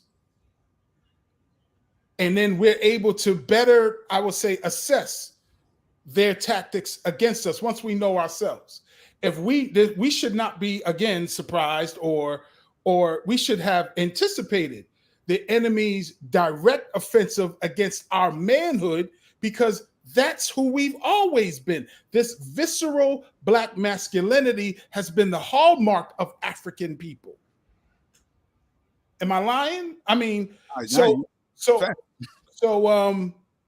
we should have anticipated that they're going to go directly at dissipate. That's why I chose the word dissipation in helping to title this conversation. Dissipation doesn't just talk about the breaking up the integrity of Black masculinity. It talks about the decline sexually of Black masculinity and Black manhood. So Carl Tone Jones was just talking about how a hallmark of Black masculinity has been sexual conquest. Then we talk about morality. So hold on, which one is it? Is Black manhood sexual conquest of the women? Because Because now, and then we got to throw in what Sister Tan and others were talking about. Are you sure that our youngins want the opposite sex? All of these factors are coming into it.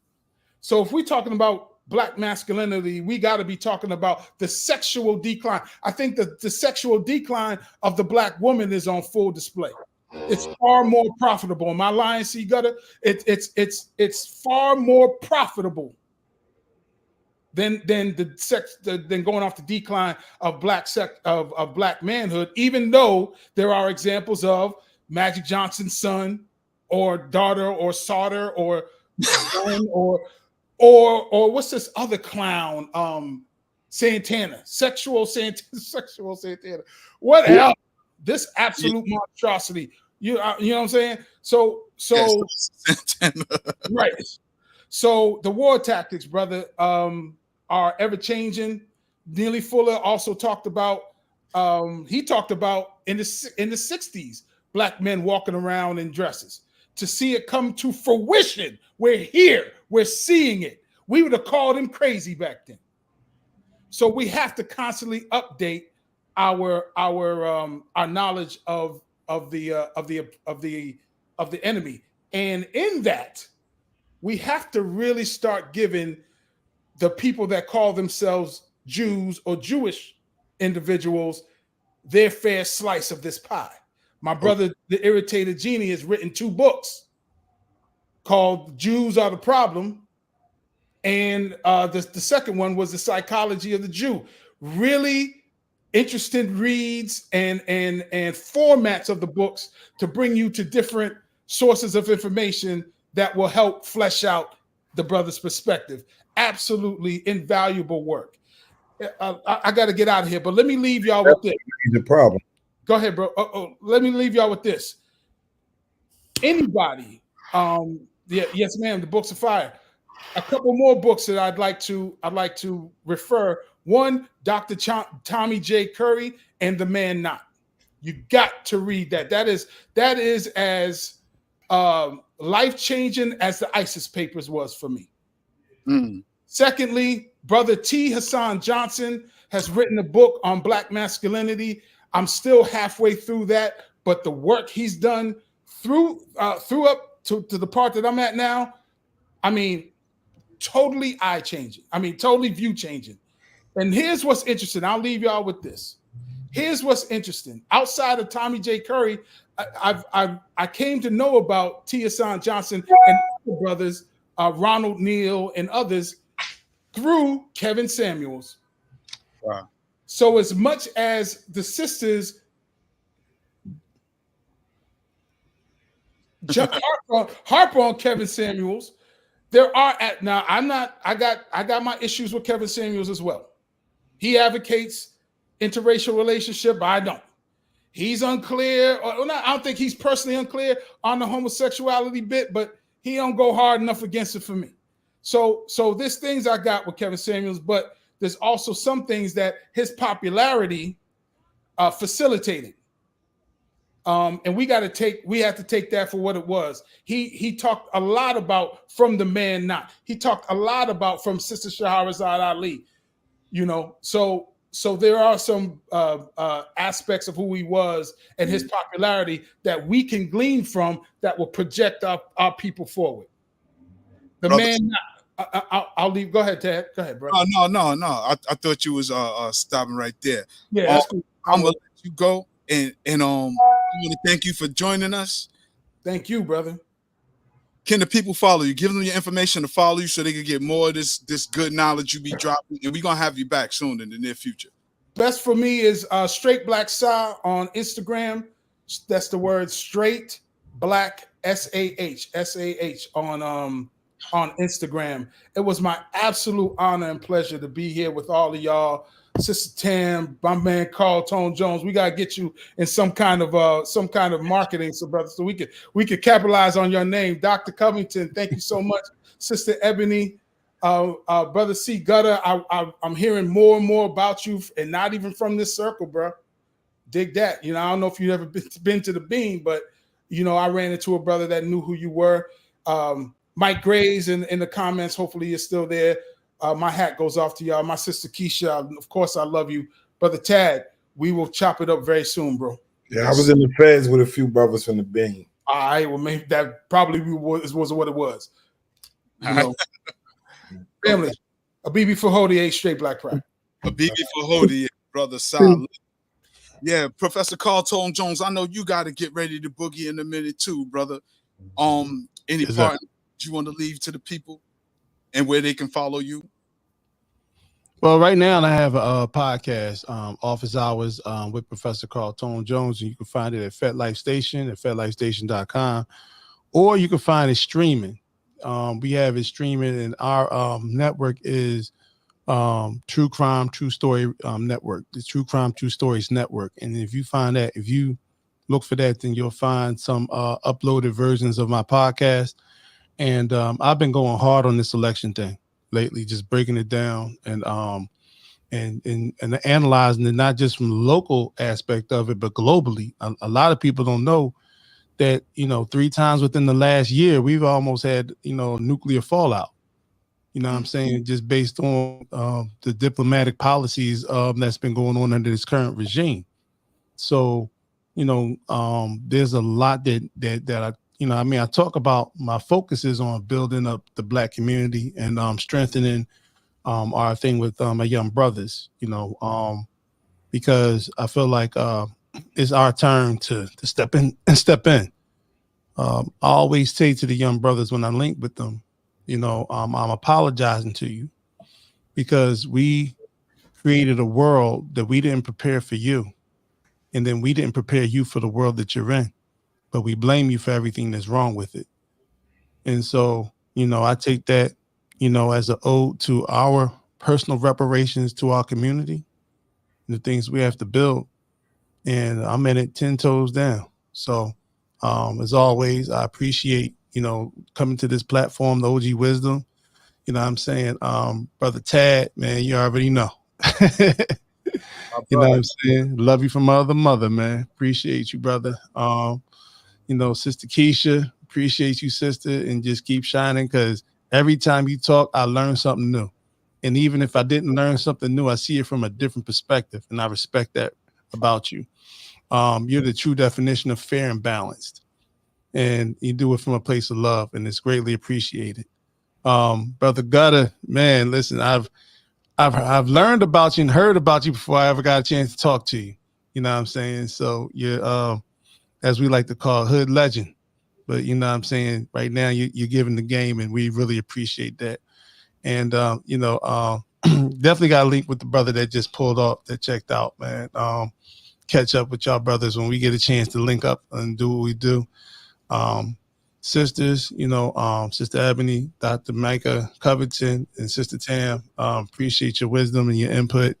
And thank you all, because this has been a pleasure to join. I normally don't do things on Sunday. I told Tad I only answer the phone for about 4 or 5 people. He just happens to be one of them. So peace, power, and as I always say, war and peace. Because if you want peace, you better be willing to wage war for it. Thank you. Okay. Peace. That's our Professor Carl Tone Jones on the check-in. Yeah, man, this is the village right here. We got us, me, you, and the sisters. And you seen they've been smoking all night, and look how patient they've been with us too, letting the brothers be brothers, letting the brothers be men, and that's what we appreciate about the sisters. Given so much that was discussed tonight. Oh, in fact, I'll be remiss. The ad that we were talking about, Sister Keisha just put it up. Yeah, there it go right there. So this is a 1890, I think 98 or so. But this is the original philosophy of these parties. So you see, nothing is new. Brothers is carrying the Republicans and the sisters got the Democrats on their back. So, nothing is new, family. But I just wanted y'all to see that. Yeah. So is it safe to say that they've used the politics as a weapon against us? And I guess it's no, they use us to uphold the political parties. If we were to vacate, it's over. That's why they pander to us. They don't pander to nobody else.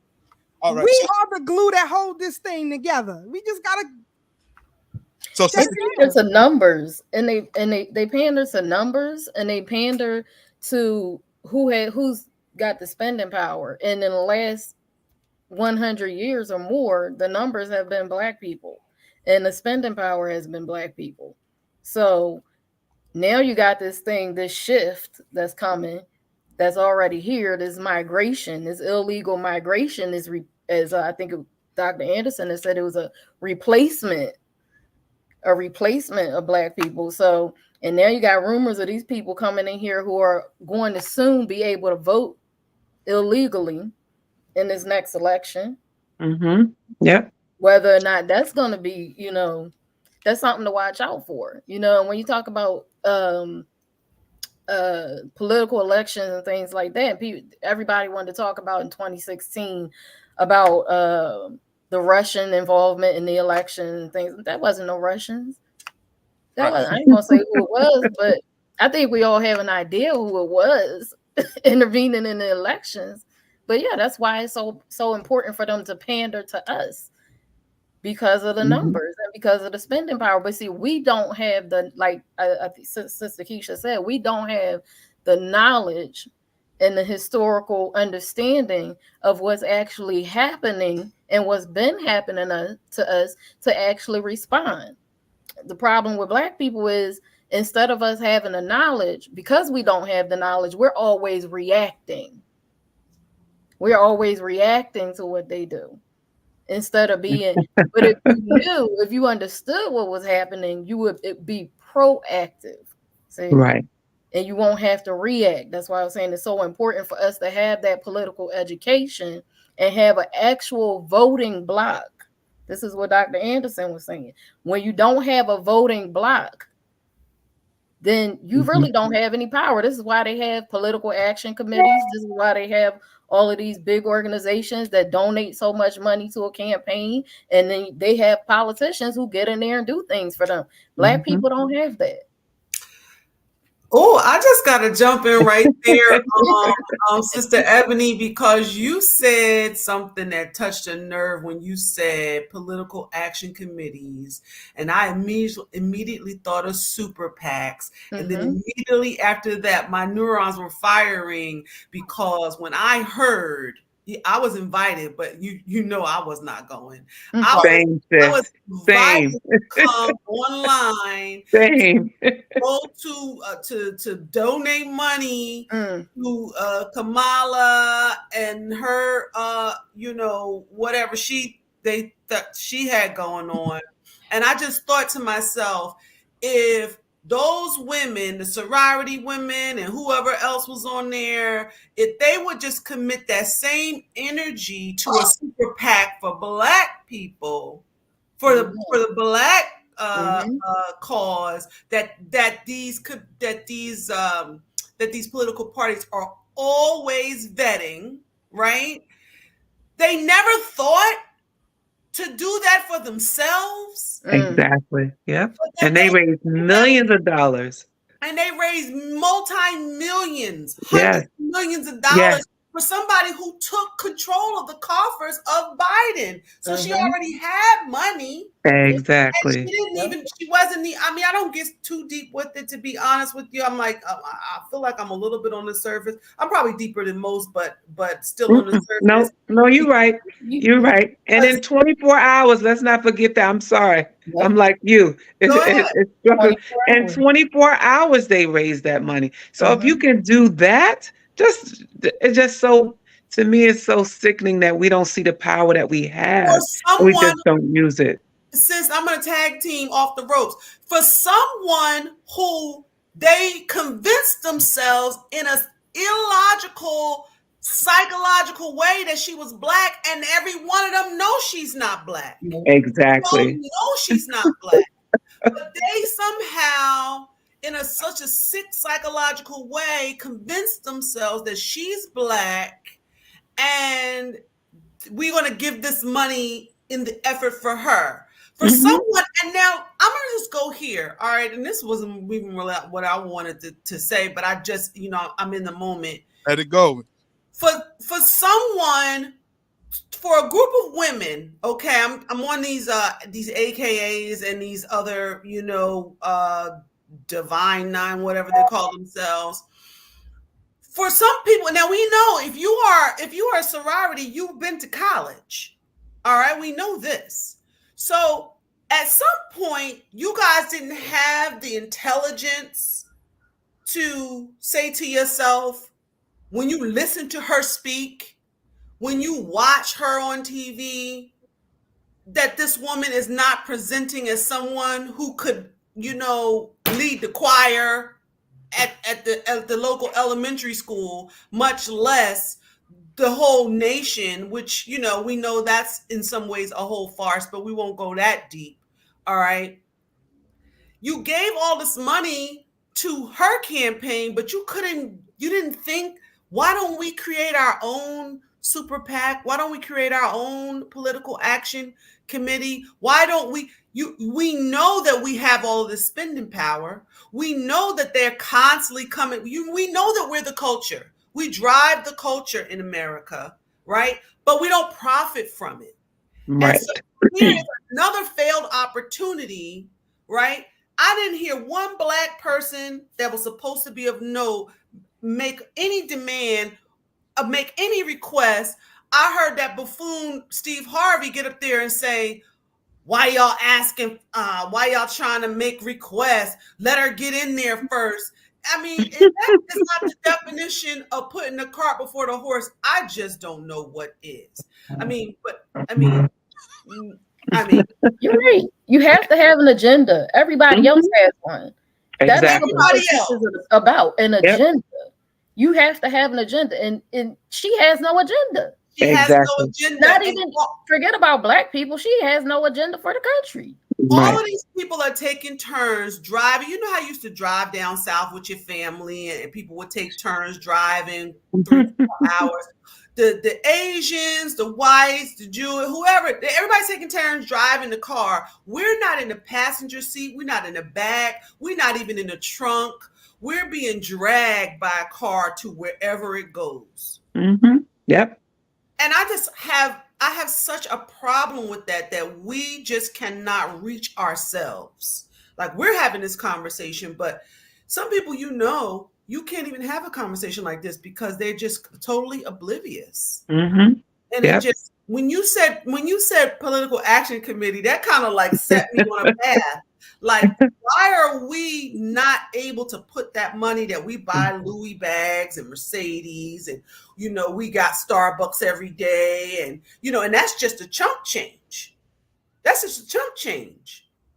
Why are we not able to take that money and build our schools that we really know that we need to have? And going back to Sister Ebony, when you were saying, Brother Tab was asking a question about, and I'm backing up a little bit, but I didn't get a chance. So it was still heavy on my heart when he asked a question about our kids and, the state of, marriage and children and who are they marrying and who are they linking up with, as Black parents, in various different ways, we're forced to make choices that we don't really want to make. A lot of Black parents will take their kids and try to put them into private schools where by and large, Black students don't proliferate. So therefore, you're not giving your kid a chance to make a good choice, to have someone to be your girlfriend or your boyfriend who is also Black, right?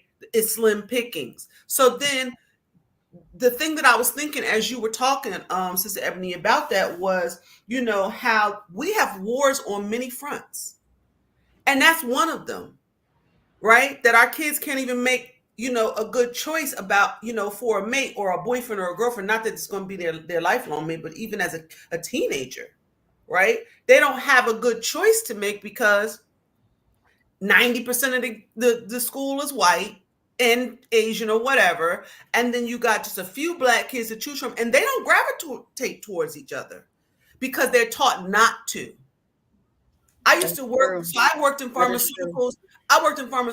And it was only a handful of us. I worked as a scientist. My first job, I've had many jobs, but I was at Bristol Myers Squibb, and I'll never forget, there was very few of us there. And the Black people, when they saw each other coming by, not me, but they would never speak to each other. And that is the power of having this minority and not being able to make a good choice, not being able to sit and have lunch with the other Black people, because that means you're planning an insurrection. You must be.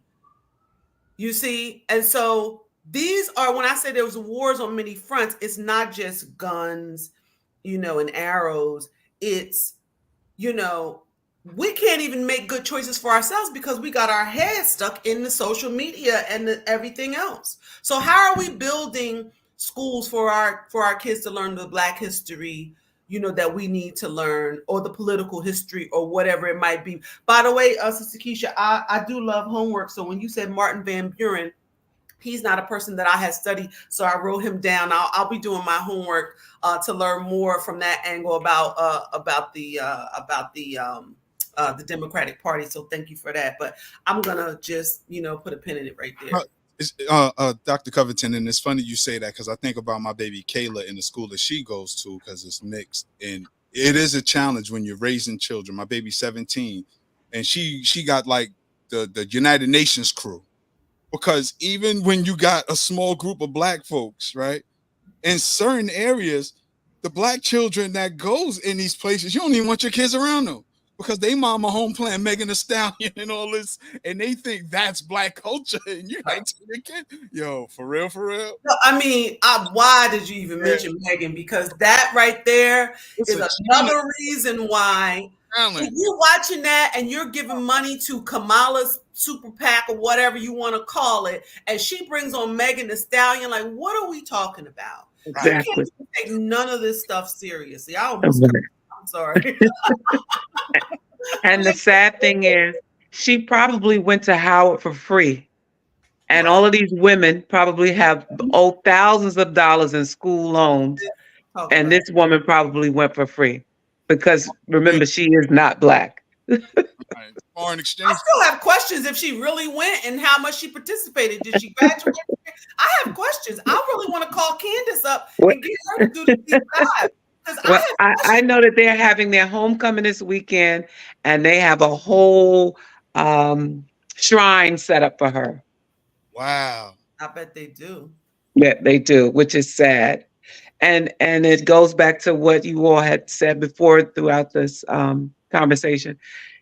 I have so many friends that I have to like tiptoe around in my conversation now, because I'm not running around and changing my social media profile to this woman. Like, why should I? Oh, is that what they're doing now? Oh, they're already buying T-shirts and coffee cups and pens, and every day one of my friends is sending me a video, either just wanting to talk to me about her non-agenda, and I just have to just sit there like a church mouse and just smile and not really say too much, because here now I'm going to end 40 and 50-year friendships over somebody that's not, who I don't know, they don't know, and she's not going to do anything for any of us. She already said that with her chest Exactly. out. With her full chest, she said that. Yeah. But they didn't hear that. And then turn around and say, well, I think we need something for the Black men. After you said you wasn't going to do it. And others. And when you read the fine print, Brother Tad, what we was talking about the other day, and others. And others. So you know what that means. We just the headline story. And she said it with some hair on her chest. I'm not going to do anything for Black folks. Oh, she said that. Look, in her defense, her platform and her agenda is reproductive rights, and we know what that means. Well, even her making that comment, Tad, that she wasn't going to do anything for Black folks, that should let Black people know. Why didn't she say, I'm not going to do anything for us only? No, she put you separate and apart, but you want to be inclusive. Michael Garrett. That part right there, Sister Keisha. About the reproductive rights, because we know that's Margaret Sanger's plan that she intends to carry out. You don't know who Margaret Sanger is, family? Please go look her up, her position and policies.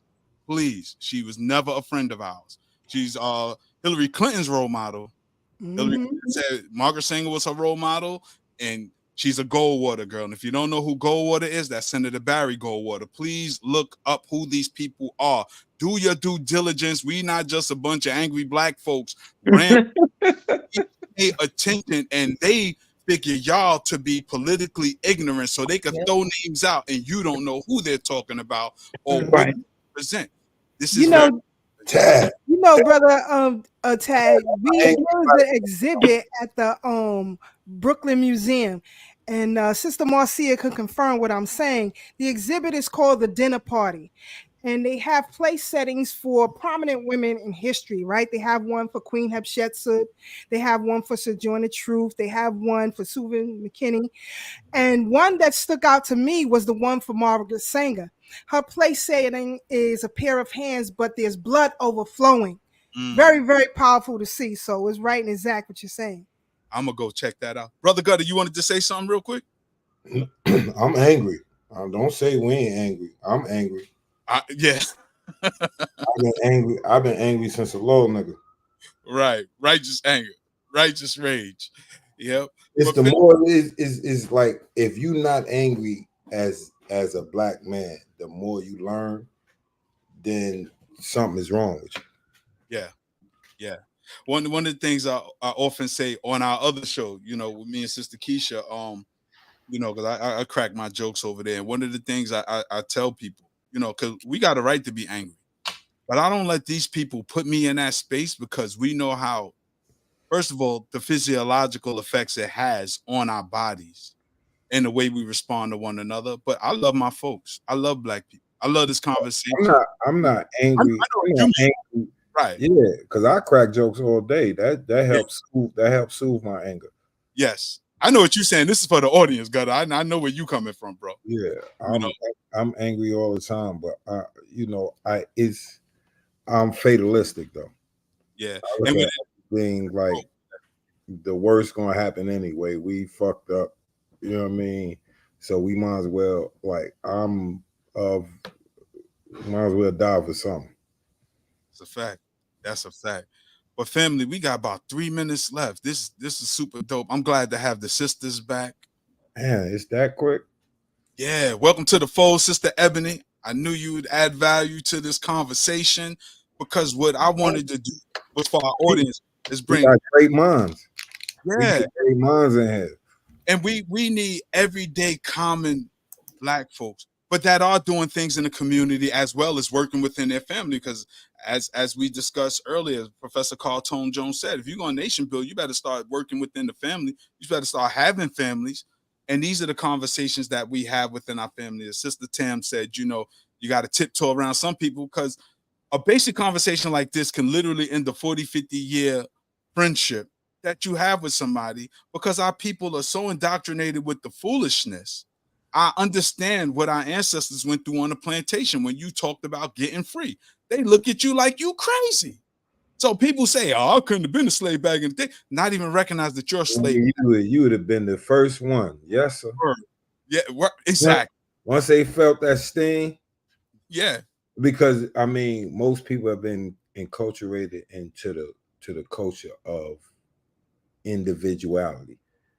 Yes. Like that's what these Europeans as impressed upon us so hard that we've lost sight of community. Yes. So whereas if you come from an African-centered perspective, that's the first thing. Everybody has their own individuality. Right. But when it comes to the community, that's what comes first. That's a fact. So, Sister Ebony, any words you want to leave the people with before we all get up out of here? Where they can find you, where they can follow you? I am on Instagram, but of course I'm not always on there. So, but it's Ebony Africa on Instagram, or Ebony AF. You can find me there. And you know, my last words here tonight is what I would say is, if you know justice, and I'm taking this a page out of a brother of mine, Brother Old Soul, no justice, no peace. And I don't mean N-O, but KNOW. If you know justice, you'll know peace. Fact. Thank you for having me. Thank you for joining us. Sister Tim. Sister Tim. Oh, I'm here. Listen, any parting I just word? no, I just want to say thank you for the opportunity. I truly, truly enjoy it, and as always, I always learn something new to add on to my knowledge. Sister Keisha, you know you're my sister from another mother. I'm always there for you to support you, whether I'm physically there or not. You know, you always have my support. Dr. Covington, thank you as always. Nice to meet you, Sister Ebony. Hopefully one day we'll meet in person. And oh, let's not forget Brother Gutter. Yeah, no. Always always manage to bring, you and Brother Tad level each other out, and I enjoy the show each weekend. Thank you. Dr. Covington. I was thinking, as Sister Tam was talking about the friendships that could probably be in jeopardy over political machinations. I think that it's so tragic, right? That people will go to those lengths to like argue with you, and like I've seen it. This happened with COVID. People ended relationships because you didn't believe in wearing a mask and they did, and etc. I think that it's very difficult. But as for me, I don't really kind of like incite these conversations like hardcore, but I don't shy away from them because I think some of these people are just lacking real information and knowledge from an intelligent perspective, and we are just the ones to give it.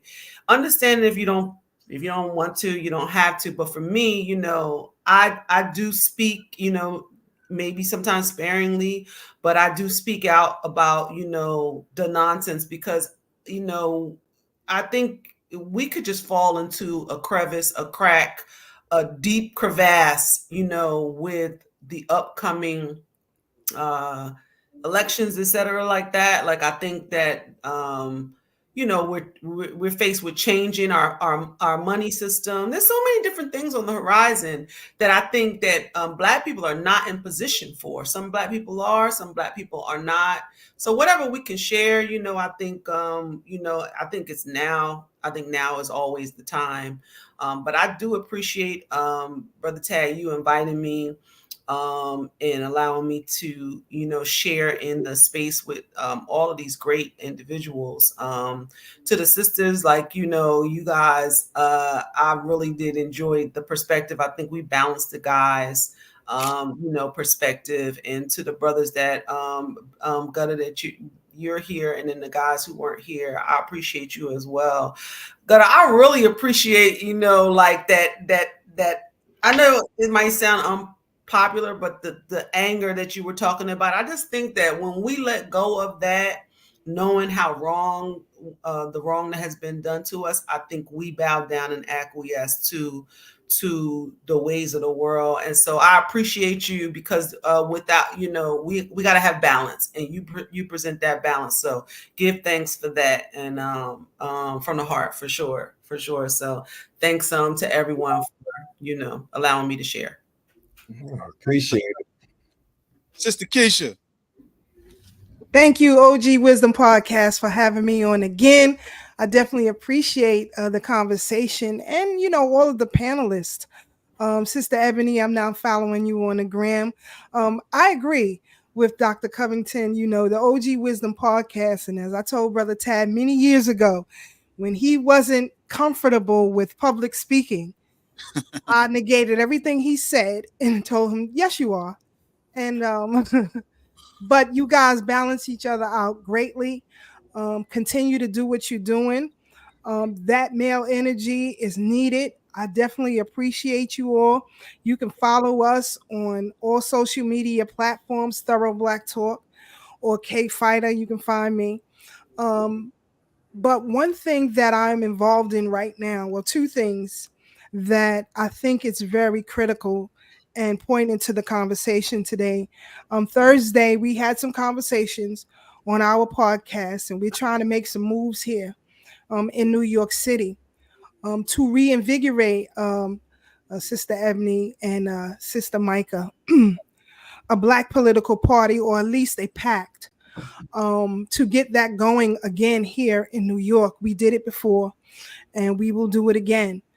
And also, look out for Messiah the movie that I am associate producer of. It is a short film about the trial of Marcus Messiah Garvey. We are featured in many film festivals around the world. So if it comes to a city near you, make sure you check it out.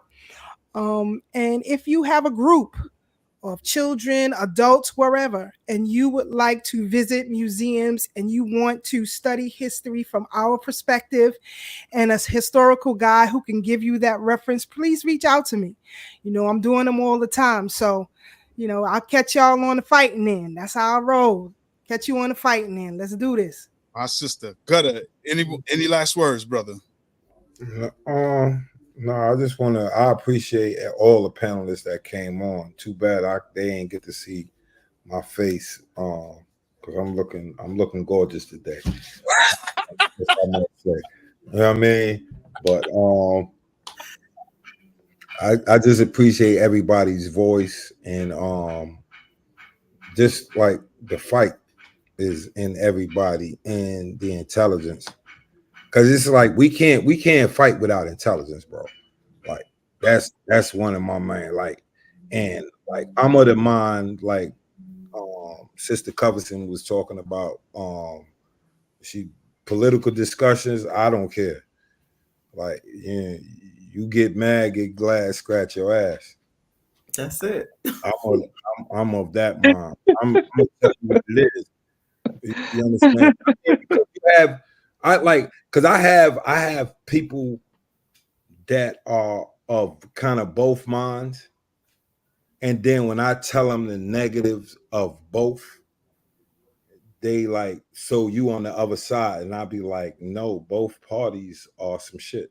Like, excuse my language, like both parties. So I'm not advocating for either party. It's like I said, it was like the reason we was in the Republicans, because they invited us in because they knew we were tide turners. You understand what I'm saying? And then the whole shit flipped. So it's the same thing. It was one niggas, oh, we was part of this. Nah, we're gonna go over here because this suits us better. Right. You understand what I'm saying? But it's all is all the same thing. Two sides of one coin. That's what we're dealing with. Two sides of one coin. So you're dealing with white supremacy at its core in either party. Yeah. So with that, family, I just really want to thank everybody who tuned in today. I want to thank Sister Anusa. I want to thank Sister Farnessa, Jason Mew. I want to thank Aruba 927. We want to thank the person who gave the comment we had a discussion on, Samuel Levon. Yeah. I want to thank everybody who tapped in. We appreciate everybody that come on, even though they have a different opinion, different views. Yeah. Opposing views, like, because I welcome the discussion. Yeah, I'm gonna give you my point of view. Definitely want to thank our brother, the history hitman, our brother Mike Graves, and everybody else who tapped in. There's so many people in the chat. We want to thank y'all for joining in. We want to thank everybody who's watching this on the playback. Please, the only thing this costs you is just to click like, subscribe, and share. That's all we ask of you. And you can check me and Sister Keisha every Thursday night at 8 p.m. on YouTube on Thorough Black Talk, where we have conversations like this and we go even more in depth. Again, panel, I thank you all for joining us. Y'all are my village. Y'all know that. And I rocks with all of y'all heavy. And I appreciate y'all for making time on this Sunday to join me and my brother Gutter for these couple of hours. And we'll have y'all back again soon, all right? So y'all stay up, stay blessed, stay true. And we'll holler at y'all. Peace. Thanks. Good, thanks.